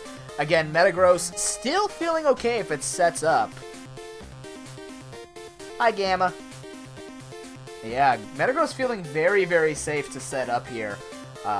Especially if that Darmanitan is managed, but even then, get a little bit of prior damage, Earthquake will kill, so... We are just going to see a straight Darmanitan lead off here. Ooh, against the Thunderous T. Okay, so both try and get the offensive lead here as we actually see a Flare Blitz. Oh my god! Oh, that did not take the hit well. If this is Scarfed, this is gonna hurt. I don't think it is, though. It definitely felt like Life Orb damage. But either way, Scald is going to get the burn. Unfortunate because that does weaken the... No, it doesn't weaken Sludge Bomb. This is not Gen 3. This is Gen 7, by the way. Yeah, gets the burn. Doesn't really matter too much. He's actually just going to see a bunch of switch going on here. Togekiss coming against this thing? Yeah, that's actually pretty good because we know this thing is leftovers. So, she has to switch again as the Thunderous T is going to come in and take its little chip of damage. And then Cubey Destroyer is just switching right here and just keep going all out like this. It's actually working well for him. He's got the advantage. Unfortunately, oh my god, that's why you run Solid Rock. And Rhyperior is now a pile of rubble. This is going to be taken down. Now, Sylveon coming in. Clearly, when Oxum switched last time, she knows that she can't kill this thing off. So, if she's really worried about the damage calculations, you know, this thing does a lot of damage. She's going to have to make that switch to the Gligar. Now, we're in a better situation because, first of all, Calm Mind comes through. Ooh, okay. Now, unfortunately, Metagross still is a thing. I'm surprised she actually didn't make the switch into Metagross because this thing, yes, could be carrying HP Fire, but plus 1 HP Fire is not going to be doing that much damage. She's still going to get the damage off here, but this is a defensive Pokemon that could be useful against the Darmanitan, and now it's no longer useful because even if she goes for the Roost at this point, it's going to die. So she has to just stay in here, go for the damage, lose it. Oh, Wish comes... Okay, wow. Is this mono attack with Wish Protect? It could be. Or he's just going to go for the attack. I mean, it's easy that he can just go for the attack. Metagross actually comes in as the Hyper Voice comes through. Well played. Yeah, he just goes for the Wish. It's like, here, take some damage. He's doing it. I like it. So now, that's a fair amount of damage put to Metagross. Metagross will outspeed, though. If it's completely offensive, it should outspeed the Sylveon 100% of the time. And Meteor Mash will be able to kill it off. Yeah, one shot. But gets the damage down. No speed either, which means Darmanitan threatens to kill it. And because of the prior damage, not much recoil either. Oxum's team really does not like Darmanitan. If this thing is Scarfed, it's just going to wreck everything. Literally. And it might get through enough recoil where it could take 3-4 pokes with it. Especially when all this prior damage is being done to pokes. So, now Ox has to decide what takes the hit. And the answer is probably Gligar. And after that, if it's Scarfed, she has nothing really that likes this hit. Keldio's already been damaged, so that switch was poor. They might just win from here. If this is Scarfed, I think he just wins, because this thing's dead. It's gone. It could have taken one hit and threatened with Scald or Surf or whatever hell it's carrying. But if this thing is Scarfed, he just basically wins if he gets through all of the recoil. Yeah, sure, Sky Snack comes in. This thing's dead. She's trying to chip it down with the recoil, but at this point, I think Ox just really has to pray that she has enough damage. That's gone. And because, again, the damage before, there's the recoil. He's feeling safe. Destroyers might just take this. Or at least take everything down to the point where Ox has nothing left. You might as well, at this point, go in a Weavile and just test to see if this thing is Scarf. Ludicolo, okay, Ludicolo can probably take it from there. Probably. So, Ox not feeling completely destroyed. It's pretty close to it, though. As we do see the Goodra come back in, Rain Dance is going to come through. He's going to try and go for the setup. Yes. Yeah, there's no plan.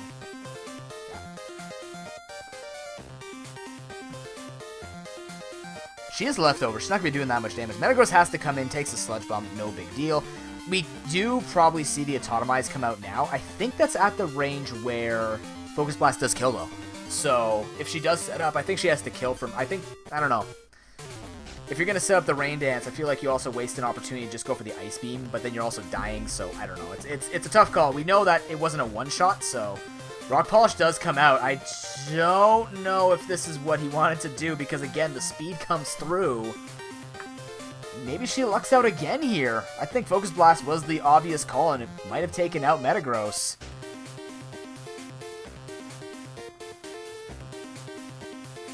Yeah, Z-Move comes through. Corkscrew Scratch. Yeah, this thing's not bulky. It's gone.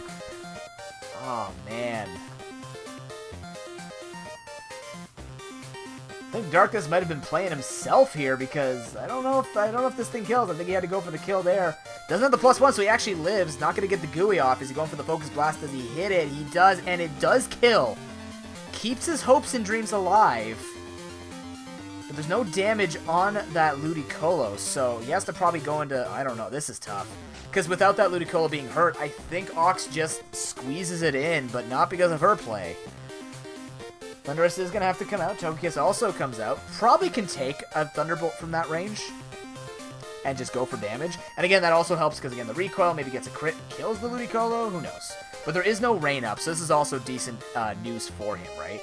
Air Slash comes through. It's not doing a lot. I mean, no matter what the Togekiss was going to do, it's just not going to be enough damage.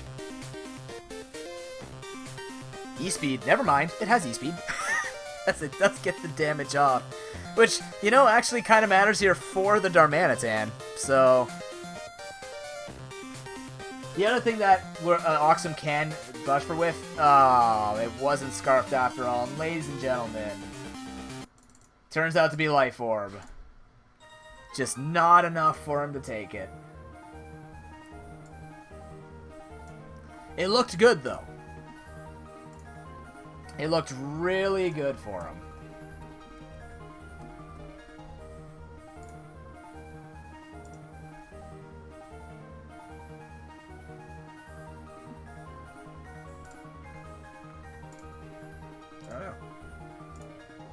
Oh no.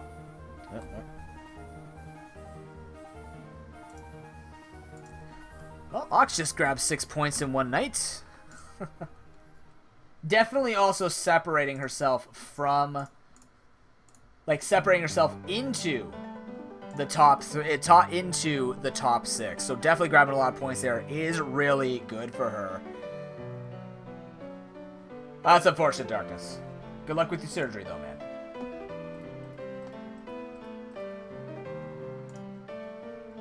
Yeah. Just, you know what? Like, the aggression was... The play was there from Darkness. Maybe a bit of overlooking where he should be or when he should be going aggressive. But otherwise, it looked great. And... I mean, against Oxum, where he has to be able to take hits, he's one of those teams where he has a defensive core that he took the hits. So, it did make the Sky Sharks bleed a little bit.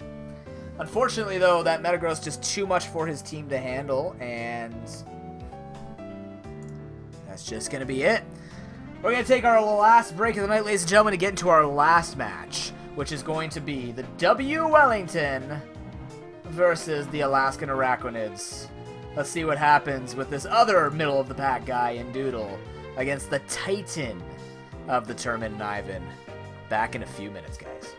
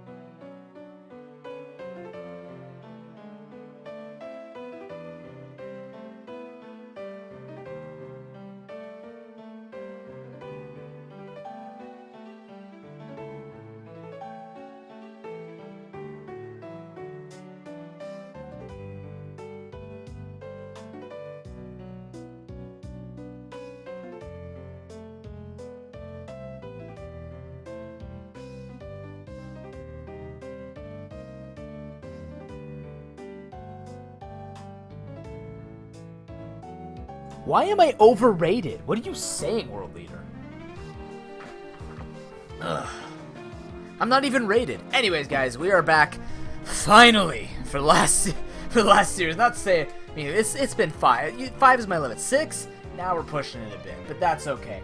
It's about to be a hot and ready one. We are looking at a Little Caesars battle here between W. Wellington and the Alaskan Araquanids, but you know, Wellington looking on a rampage right now as they are just slowly climbing up and just maintaining that first seed position. Scary thing is, you know, for Ivan, let's take a look at the people he's been battling. Let's take a look at in terms of experience and people who have been in the tournament before. We have Oxum, Darkness, World Leader, and Gamer, right? So we have 2 new players, and then we have we have 2 new players, and then we have 2 players coming in from prior seasons. So far, arguably, compared to the amount of time that he's put into Pro Pokeballs and stuff like that, he hasn't really been, I don't want to say challenged because that sounds mean, but his team itself, his comp has been outmatched. Or, sorry, unmatched, not outmatched, unmatched. So his draft has definitely done a lot from this season. But the Alaskan Araquanids have also shown... No, I understand copy pastas, man. Doodle has shown that he can use his draft pretty well, too. And one thing that I'm really liking about this is... I'm not liking that the Kingdra was given to him, but I like that because now he has shown what he could do with Lanoon from last week.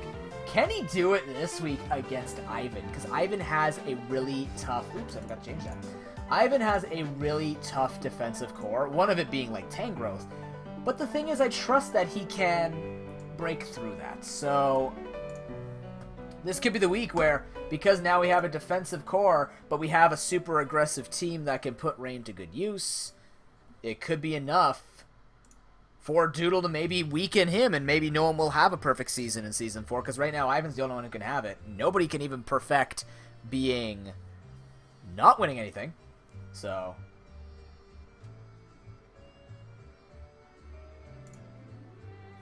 I can't even hear this song. But let's see what's going to be going on. And those 2 are ready. We're going to be going for it.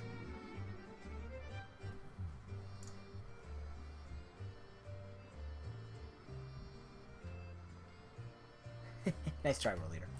Once again, guys, I'd like to thank you very much for putting in your new bits for the most valuable Pokemaster award. Of course, you can put it in until the end of the night. The end of the stream is when we do close the voting.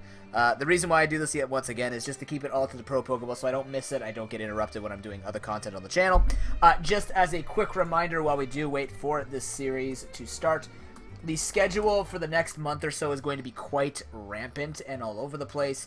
Do note that this Saturday we have no stream as it is Easter. I hope all of you have, if all you do is show up for the Pro Pokeball. Thank you very much for all of you supporting that. I hope you and your families have a wonderful Easter time to celebrate family, and just, if you are religious, there you go. I'm religious too, but religious, celebrate your religious values. If not, enjoy the time with your families nonetheless. But there will be more dates added to that list, so I will be making it quite clear to you guys with those dates, because I have to study for my fitness certification course, as well as I just got a bunch of stuff going on in April, even into a little bit of May. So it's gonna be pretty crazy. But you know what's not crazy yet is this match. That's why we need to watch said match to see said craziness. What do we got going on here, ladies and gentlemen? Why aren't you working? Ah!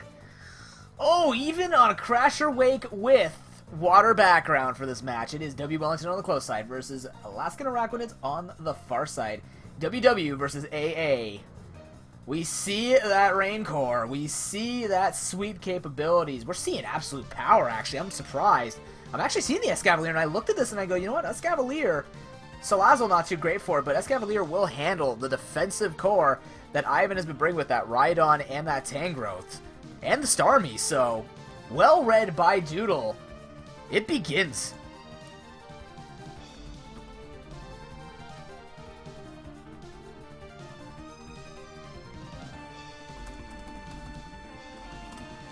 Either way, it's going to be a Manectric versus... Hey, we see the Manectric. Wait a minute. Hey, man, what's up? Finally, we get to see the Manectric in use, but it's going to be Escavalier leading off here. Maybe watching some of Ivan's battles, he knows that he usually leads defensive, so this Escavalier is just looking to punch a hole in something, but at this point, we're probably going to see the Araquanid come in and try and take the hit, or maybe in a Alolan Muck if it's an Assault Vest, but it's funny how every battle you talk about, there are different styles, and there's so unique Pokemon on it. You don't see a standard team outside of... Well, every team is standard its own way, but it just feels so different for every team. It's great. But either way, what is Doodle's play here? He knows the Mega Manectric's just going to probably go for the Volt Switch. We do actually see just the straight Protect, as a Flamethrower is revealed. So not bad knowledge for Doodle to know that it's Flamethrower and not Overheat. In the end, that does matter damage calcs-wise, but it also matters for Doodle to know that there's not going to be any special defense drops. Ivan knows the Switch is coming, goes straight for his own Switch, just in Volt style. You know, try and get a leg up here against the Alolan Muck as the Salazzle is going to make its appearance. Now, Knockoff will do a lot of damage. I'm interested to see why the Salazzle's coming in. He does... Oh, yeah, that's right. He can burn it. I'm an idiot. Knockoff does come through, so that is good for Ivan, though, because this thing is neutered. But it's also good for Muck to get rid of that Life Orb. A lot of damage is lost from it as a result. But, hey, does get the Will-O-Wisp off. Ivan did bring that, I believe, last week as well. So we know that he is willing to run. And I think you could also just... There's enough room on the side of Salazzle to just run it, so... Not too bad for him. The Pelipper is going to come in. Can take all the stabs as well. The Flamethrower is going to do nothing. Sludge Wave will do a decent amount. But without Life Orb, probably he knows. What the? Whoa, we see double? Double status Salazzle. Believe it or not, with Corrosion, he can actually hit the Escavalier with that as well. But we are going to see it just bring out the Kingdra and just take on Ivan head first. That Salazzle is gone. He does get the Toxic off, though, so not the worst thing for him. Of course, Poison types using Toxic is a 100% chance at hitting. Now what does he do? So he's lost the Salazzle, first blood drawn from the Araquanids. He's got to handle this thing. The worst part is, we didn't see leftovers, so most likely that's a Damp Rock on that Pelipper, which means 5 turns of this thing being able to switch in and out and just start nailing things. He is at -2. He also maybe will... Yeah, he doesn't want to risk this thing's specs for doing a lot of damage. Scald is going to come through. This thing's already weakened as it is. All Muck has to do at this point is just go for Knockoff and put pressure down. Most likely we'll see Mega Manectric come in to take that Knockoff fairly well and then outspeed and just kill him off. Or take a Shadow Sneak or whatever. But either way, with the Intimidate, it makes it really tough for Alolan Muck to get anything done. He won't knock off any item. I do expect this type of play from Ivan. He actually ends up going into Mantine. Interesting choice, as he is going to lose it, and gets poisoned too, so that's just... Oh, that is a whole lot of bad for Ivan. I mean, the Manectric was right there, but opts to not do it, and he goes into Reuniclus now? As the Gunk Shot's going to come through, doesn't get the poison on it, but, I mean, Knockoff could have just kept going there. And he goes for that too. Ivan making uncharacteristic misplay, in my opinion. I mean, again, in my mind, I look at Alolan Muck and I go, why not just block the Knockoff and threaten with kill? Or even just switching. I mean, he could have prevented 2 Pokemon from being hit there. Maybe he's feeling like he's still got this here, but he doesn't really have a quote-unquote sweeper on his team. I mean, Reuniclus, yes, but now the Escavalier comes in and says, hi, do you have HP Fire? If not, I still have speed. You're dead. Mega Manectric comes in, gets the Intimidate drop. This is gonna hurt, though. Woo! Nice ramming speed from Escavalier there, as the Manectric is brought down quite low, believe it or not. It's actually looking a little grim. Ivan looking maybe a little lost in this match. Just a bit, though. He's still got the pressure. It's not completely over. He does get the Flamethrower off outside of the rain, too. So, Doodle losing his Reuniclus and Tangrowth killer. I don't know about that one either, because even with his other Pokemon, yeah, he's got Hurricane on that Pelipper. Maybe he's just feeling that'll just send another Pokemon in. We have the moves. Drampa can take all the hits, even HP Ice, that he wants to go for Mega Manectric. So now Doodle is saying it's your move. Ivan will have to make the decision here what he's going to go for. I think Mega Manectric still has some value. He is just going to go for the Volt Switch. Mega Manectric has some phenomenal value here. He can't really do much otherwise. Tangrowth will come in to try and take the hit. The Draco doesn't even do half, believe it or not. Very interesting. I expect a Sap Sipper for some reason from this, just because, I mean, it makes sense. Berserk is nice, but Sap Sipper just makes this thing basically have a grass immunity. Even though it doesn't need it, it's there if he wants it. He can also absorb Spore like this, which you won't see. Yeah, no, this thing gets Sleep Powder, so if he wants to absorb Sleep Powder, he has this Pokemon, and then he can still threaten with kills. So he is going to make that double switch into the Mega Manectric. Now it's -2. It probably won't do as much damage. Actually, the Alolan Muck comes in. Unfortunately for the Arachnids, yeah, he's going to have to go for the Shadow Sneak here. Doesn't actually, like, I mean, he absorbed the attack drop, so he does get a bit more damage, but a bit is in quotations behind this turned off cam, so... Bit uncharacteristic kind of flip-flop there from Wellington, but still holding pressure in this game. He is starting to run out of resources here. Doodle is as well, though. This Drampa just has to keep being safe against the Mega Manectric, but again, hey, he could just drop a Draco here once again. That Mantine, yes, it is poisoned. It could probably take the hit and then go for the Roost against a Draco. It won't die from it unless there's some enormous crit. But even then with a crit, I don't even think Drampa's going to be able to kill it off. This thing could be even Specs if he's not switching up moves. Perhaps he opts for Hyper Voice, I think this thing gets. Yeah, it's going to be the Mantine that does come in. Surf! Oh, no! Doodle! Against 4 Pokemon that's able to take it. Misses the Thunder, too? Oh, against 4 Pokemon that can take a water move, actually ends up surfing. As we now see the Pelipper be like, oh yeah, I forgot this wasn't up. The backdrop is killing me, noob. I'm sorry, Doodle. But either way, Pelipper is going to get on the Tangrowth. This is good for Doodle because Hurricane is going to do a lot of damage. Anything that wants to come in now, Mantine's going to have to come back in because it is a natural counter to Pelipper's movesets. Not necessarily counter because, yes, Hurricane doesn't get completely absorbed, but it does take its hits quite well and just outstall it. With the Toxic up, it's basically going to feel completely safe to waste rain turns. And on the side of Arachnids, they need these rain turns as efficiently as possible, as safe as possible. Opts to actually end up going for Toxic, maybe predicting Starmie to come in. I don't know. I think damage here would have just been good. Even a Confusion would have been nice, but just a Hurricane itself would put so much pressure on Ivan to have to keep taking damage on Pokemon that do not have Regenerator. Yes, he might have Regenerator on Reuniclus. We'll have to see when it comes back out if it goes back to full. He's going to just end up going for a U-turn, goes into the Drampa, and we know it has Thunder now. So, he's probably just going to drop a Thunder, unless he tries to outplay and just go for Draco Meteor on maybe a Tangrowth coming in. Comes down to what Ivan values. He does have to value it, so I'm pretty sure you just go for another attack. But nope, we know he is going to value that Mantine. He can't take that risk because the Kingdra's still there. As we actually see a Hurricane fly out from the Drampa, as we also saw an HP Ice fly from the Tangrowth. Tangrowth is going to be okay, though. It does have the Regenerator.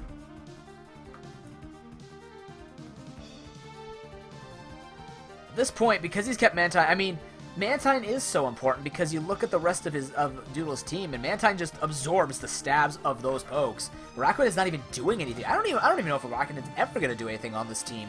Sure, it could take the hit from... Well, okay, it could kill this thing off, I suppose. But I guess the rest of us... Well, you know what? Starmie doesn't like it either. Okay, I take it back. Leech Life, doing an okay amount of damage, at least. This is normal top poison, so he's still feeling safe. If that's banded, that's not nearly enough. It doesn't feel like it's banded damage. Pelipper is going to come in, absorb the poison. Well played by Doodle, actually, did recognize that. And now that he actually ended up going for it, he is faster, luckily for him.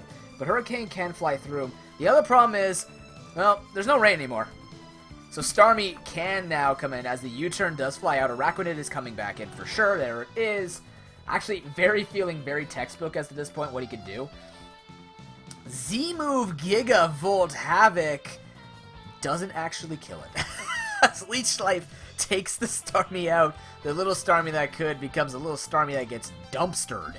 As Mega Manectric can now come in, go for the Thunderbolt, start cleaning up house here. Pelipper will set up the rain. It's going to be up to the Kingdra to finish this match off. If he has enough in him, he will have full turns, though. He does have the 7 turns of rain here, so he will have the speed. Now it comes down to what he does here. You definitely do not go for the Draco. He went for the Draco. He went for the Draco. Maybe predicting the Mantine to come in, but now Ivan's like, well, I've got my defensive Mon here. Good luck, as at this point, it's going to take crits. As Ivan knows that he can take the hit. Maybe not after the poison, though.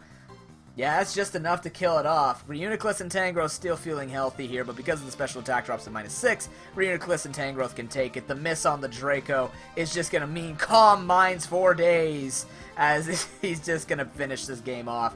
Wellington coming out strong, taking game number 1, and shuts down the rain.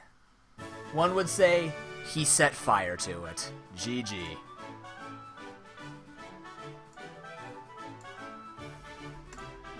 Now that was a little bit of a... Ooh.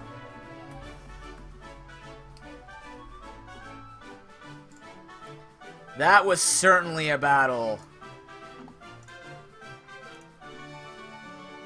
that stood up to the expectations of both players, right? You know, there's something about that range just not being set up at the right time there. And I even misplayed there. You know, I let a lot of things get hit by knockoffs and things like this from the burned, what's it called?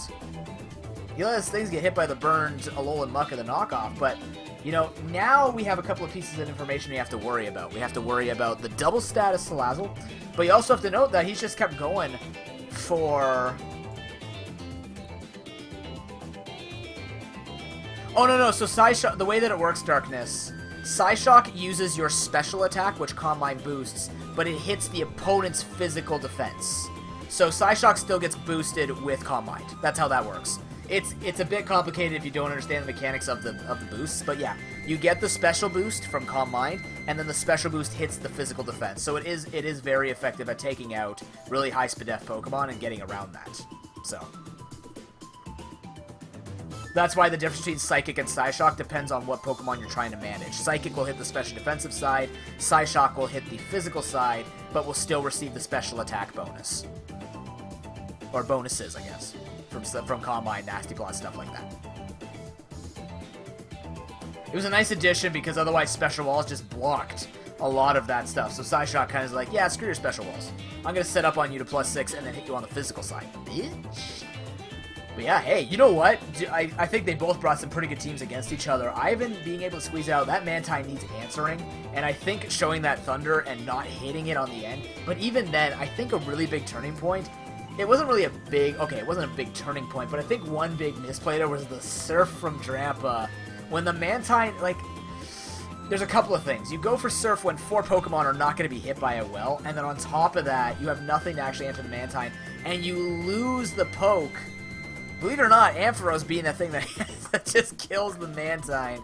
That's tough for Doodle. He's going to need another answer to that. Heliolisk probably being pretty good. Dry Skin also means that you can't use Scald from the Mantine. That would be a direct counter. Takes the Air Slash, drops Thunders, takes the Scald. Doesn't care anything Mantine wants to do. Doodle's got to make some changes if he wants to not make it so that every match tonight was a 2-0. Let's see what he's got. Will he be able to do it? Wellington says, I want to be a 2-0 player tonight as well. But if Doodle can take a game off of Ivan, he ruins the perfect season for Wellington. So let's see what he can do with it. He brings a Celebi out this time. No Heliolisk to be spoken of. Ivan's got the same team. What do we got going here?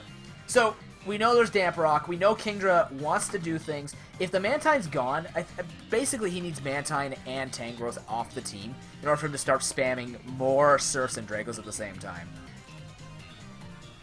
We're going to have to see it. Because I think Doodle can do well. Once that, he just needs that Mantine dead.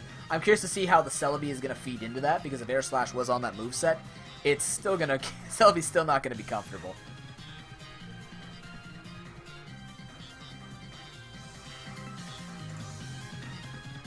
Let's see how it goes. Manectric versus Pelipper. Straight Rain. Changing it up a little. I think it was a little bit of a change this time, right? We saw Escavalier lead last time. We also know that, well, you know, if Manectric can always lead for Ivan because it could just go straight for the Volt Switch 100% of the time, and that's exactly what it's going to do against that Drampa. Nice crit. Doesn't matter for now. As we'll see, probably Reuniclus.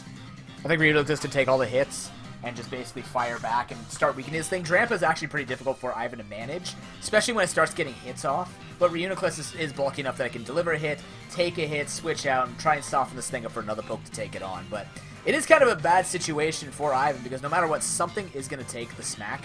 And then again, we did see Tangrowth can come out too, right? Tangrowth has the HP Ice, and Draco did under half. And Draco's going to be weakened too, right? So, yeah, you can't hit him with any Grass Moves, but HP Ice still starts putting slow chip damage down on this. And the more he gets weakened, well, the better it gets, right? So Reuniclus actually is going to be the poke that comes out. So Tangrowth could just regenerate off the damage after the special attack drops. But now he's feeling much safer. Oh! Aggressive recover by Ivan there as the Alola gets in for free. This is better for Doodle because this thing's not burned. Hopefully this thing gets better. Pursuit Trapped! As Salazzle wanted to come in for free. Pays the tax of basically sacrificing almost 4/5 of his friend. I'm a mobster. I need 4/5 of your limbs. I've only got 4 limbs. Well, this is gonna hurt for you. Anyways, Muck knows better. Kingdra can come in for the burn. Actually better for Doodle because now he, 1, is faster, but 2, he's not toxic, so he's not going to be stuck in here with the toxic on him. Mantine will come in. This time it doesn't matter so much that the Water Absorb is activated because even then if he went for Draco, it's not going to matter much. But yeah, now the toxic comes through onto the Drampa. Wellington knows better and will switch into Tangrowth to take all hits, or Reuniclus again, whichever he wants. He actually goes into Salazzle. As a Hurricane comes through, that's a lot of damage onto the Salazzle. Salazzle, yeah, can go for Sludge Wave, but taking that damage on him, yes, this thing's not going to take, like, a lot of hits anyways, but if you're going to use that HP to take the 1 hit, in my opinion, this was not the time to do it. But Hurricane was actually a good call by Doodle and by Ivan. I forgot about the Hurricane, so yes, well played by Ivan. In which case, Reuniclus does actually sound like the much better poke for this choice, but hey, Muck can come in and now go for, he can definitely go for the Shadow Sneak. Oh, he misses the kill! We saw it did about 8% before. Oh, man. Just barely off the mark. That's a huge deal for Doodle because this thing was looking good to take on Reuniclus and the Tangrowth. And now he's going to do it burnt again. Son of a bitch. That blows bad. That bodes bad for the Araquanids. He had it going well, too. Now Manectric can come in and be like, hi, free switches. Ooh. Ooh. 8% means 16, which means that roll might have been the highest he can go. So maybe no matter what, it wasn't going to kill, or there's like a very low chance he was going to roll higher than 19%.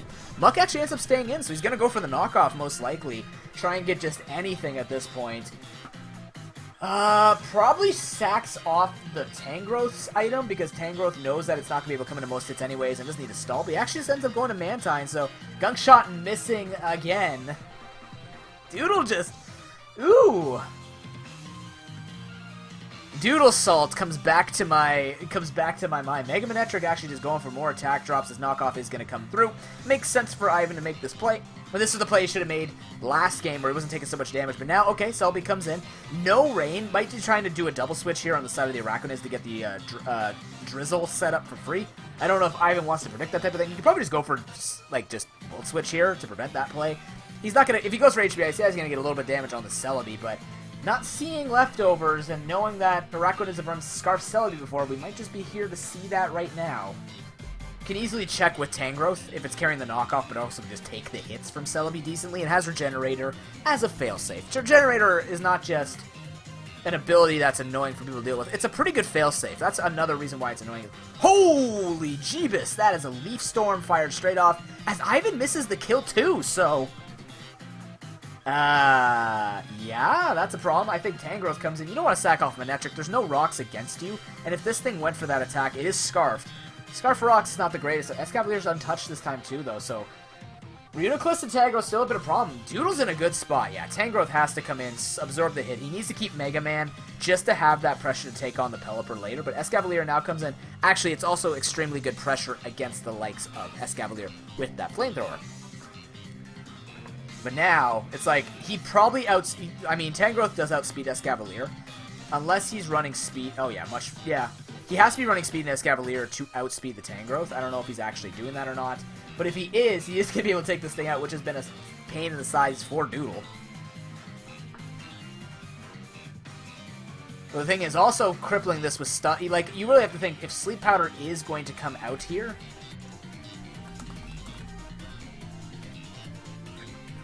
He's just actually going to let the... what's it called? He's going to let the Reuniclus die. Oh, okay.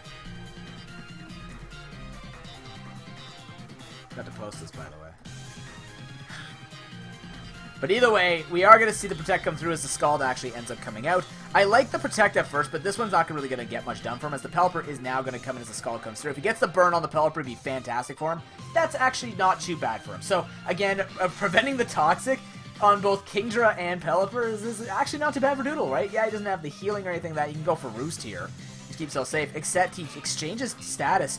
This is the better status, honestly, for Doodle this time. He got the Toxic down. So yes, this thing will want to stand in there, but it's going to keep losing HP, so...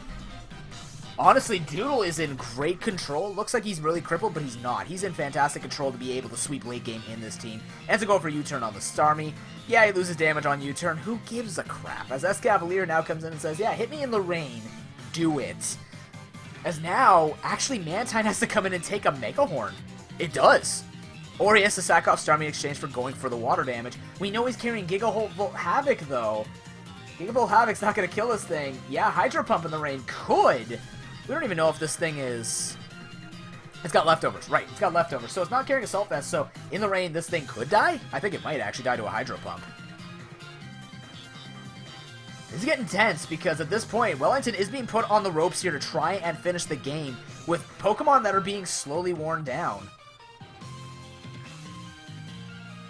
I've been thinking down here. His time's ticking down. Trying to figure out what he's going to make that play for.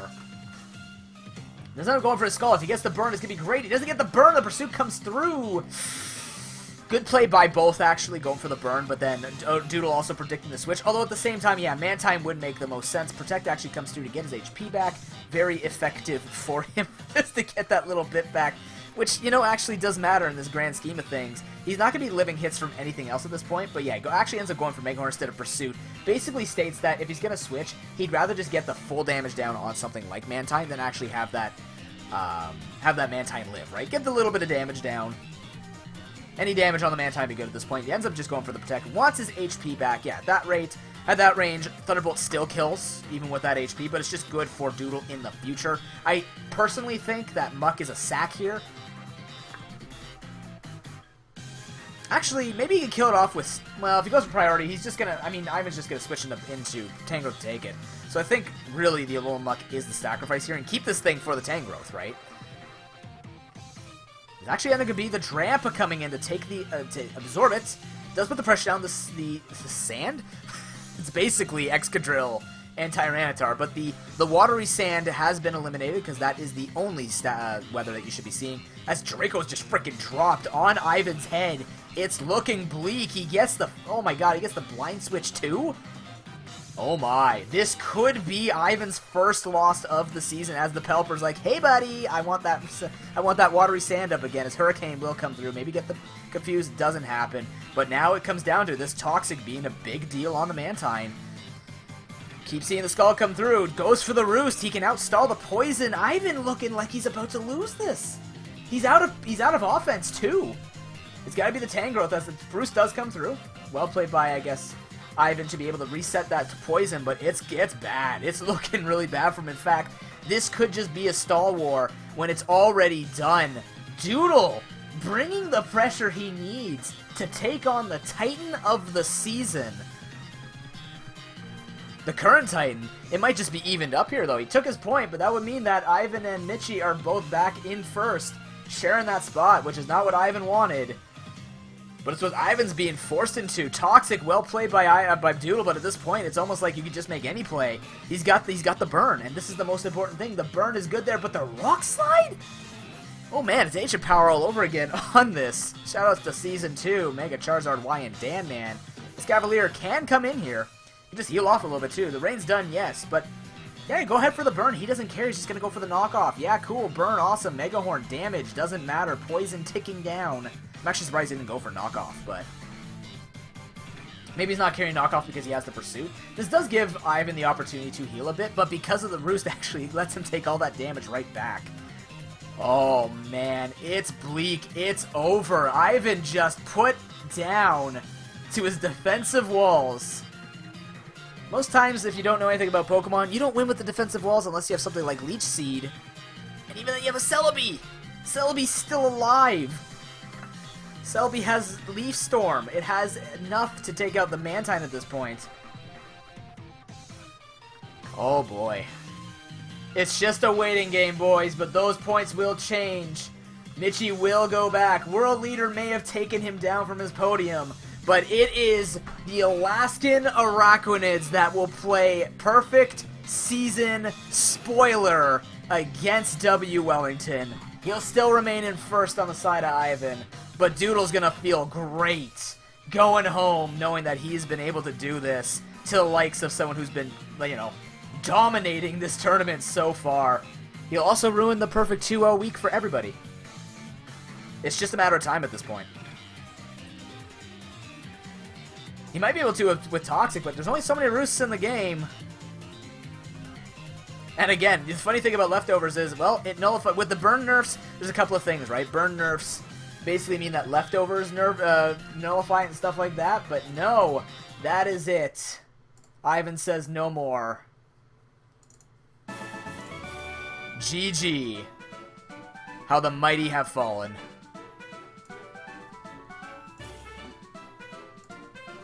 But it wasn't a stomp. It definitely was not a stomp, but Doodle played out Game 2 much, much better. And he is going to be able to basically state that he has taken down the perfect season. Did Doodle wondered? The answer is yes.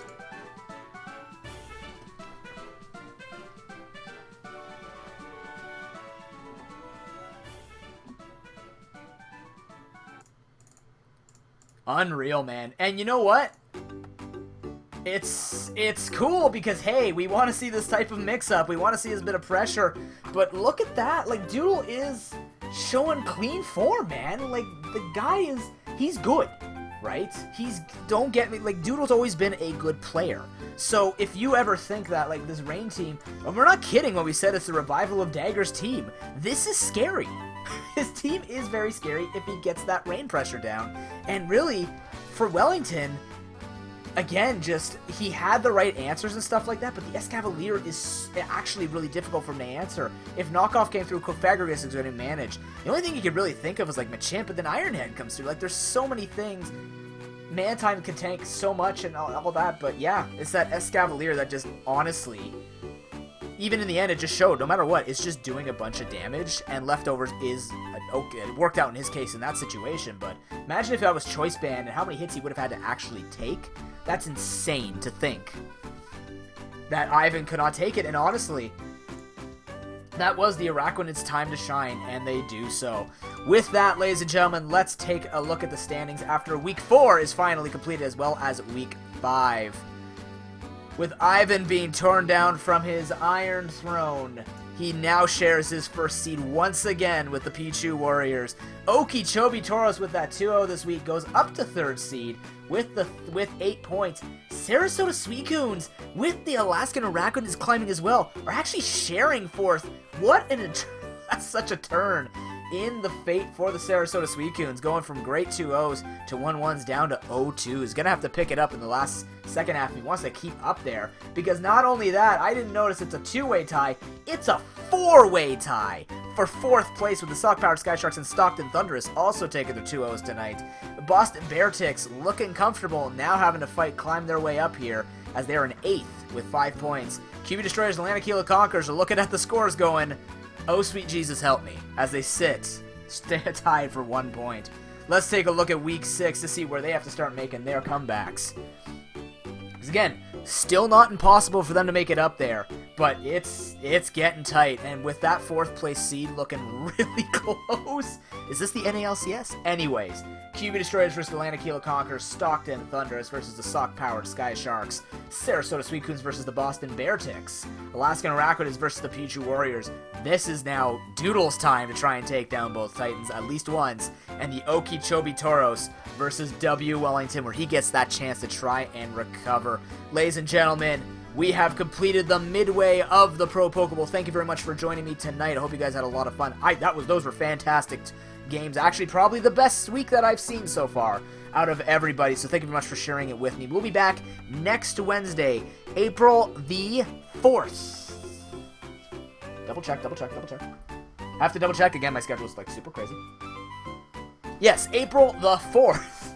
8 p.m. Eastern Time. You guys are fantastic. If you want to get your final redemptions in for tonight, make sure you do so very shortly after stream ends. You guys are fantastic. We will be back tomorrow night, 8:30 p.m. Eastern Time, for more either bingo or we will be doing our Black 2 Titan Lock Challenge Mode stuff, which was wonderful. If you guys missed it, make sure you take a look at all of the VODs, which has been posted for you. Of course, any way that you support the channel is the greatest thing that you can offer me, because the only reason why I'm here is because you're here. Until then, guys, we'll see you next week for Week 6 to see what's going to be happening with that 4-way tie. Until then, Noob's signing out. Good luck, boys.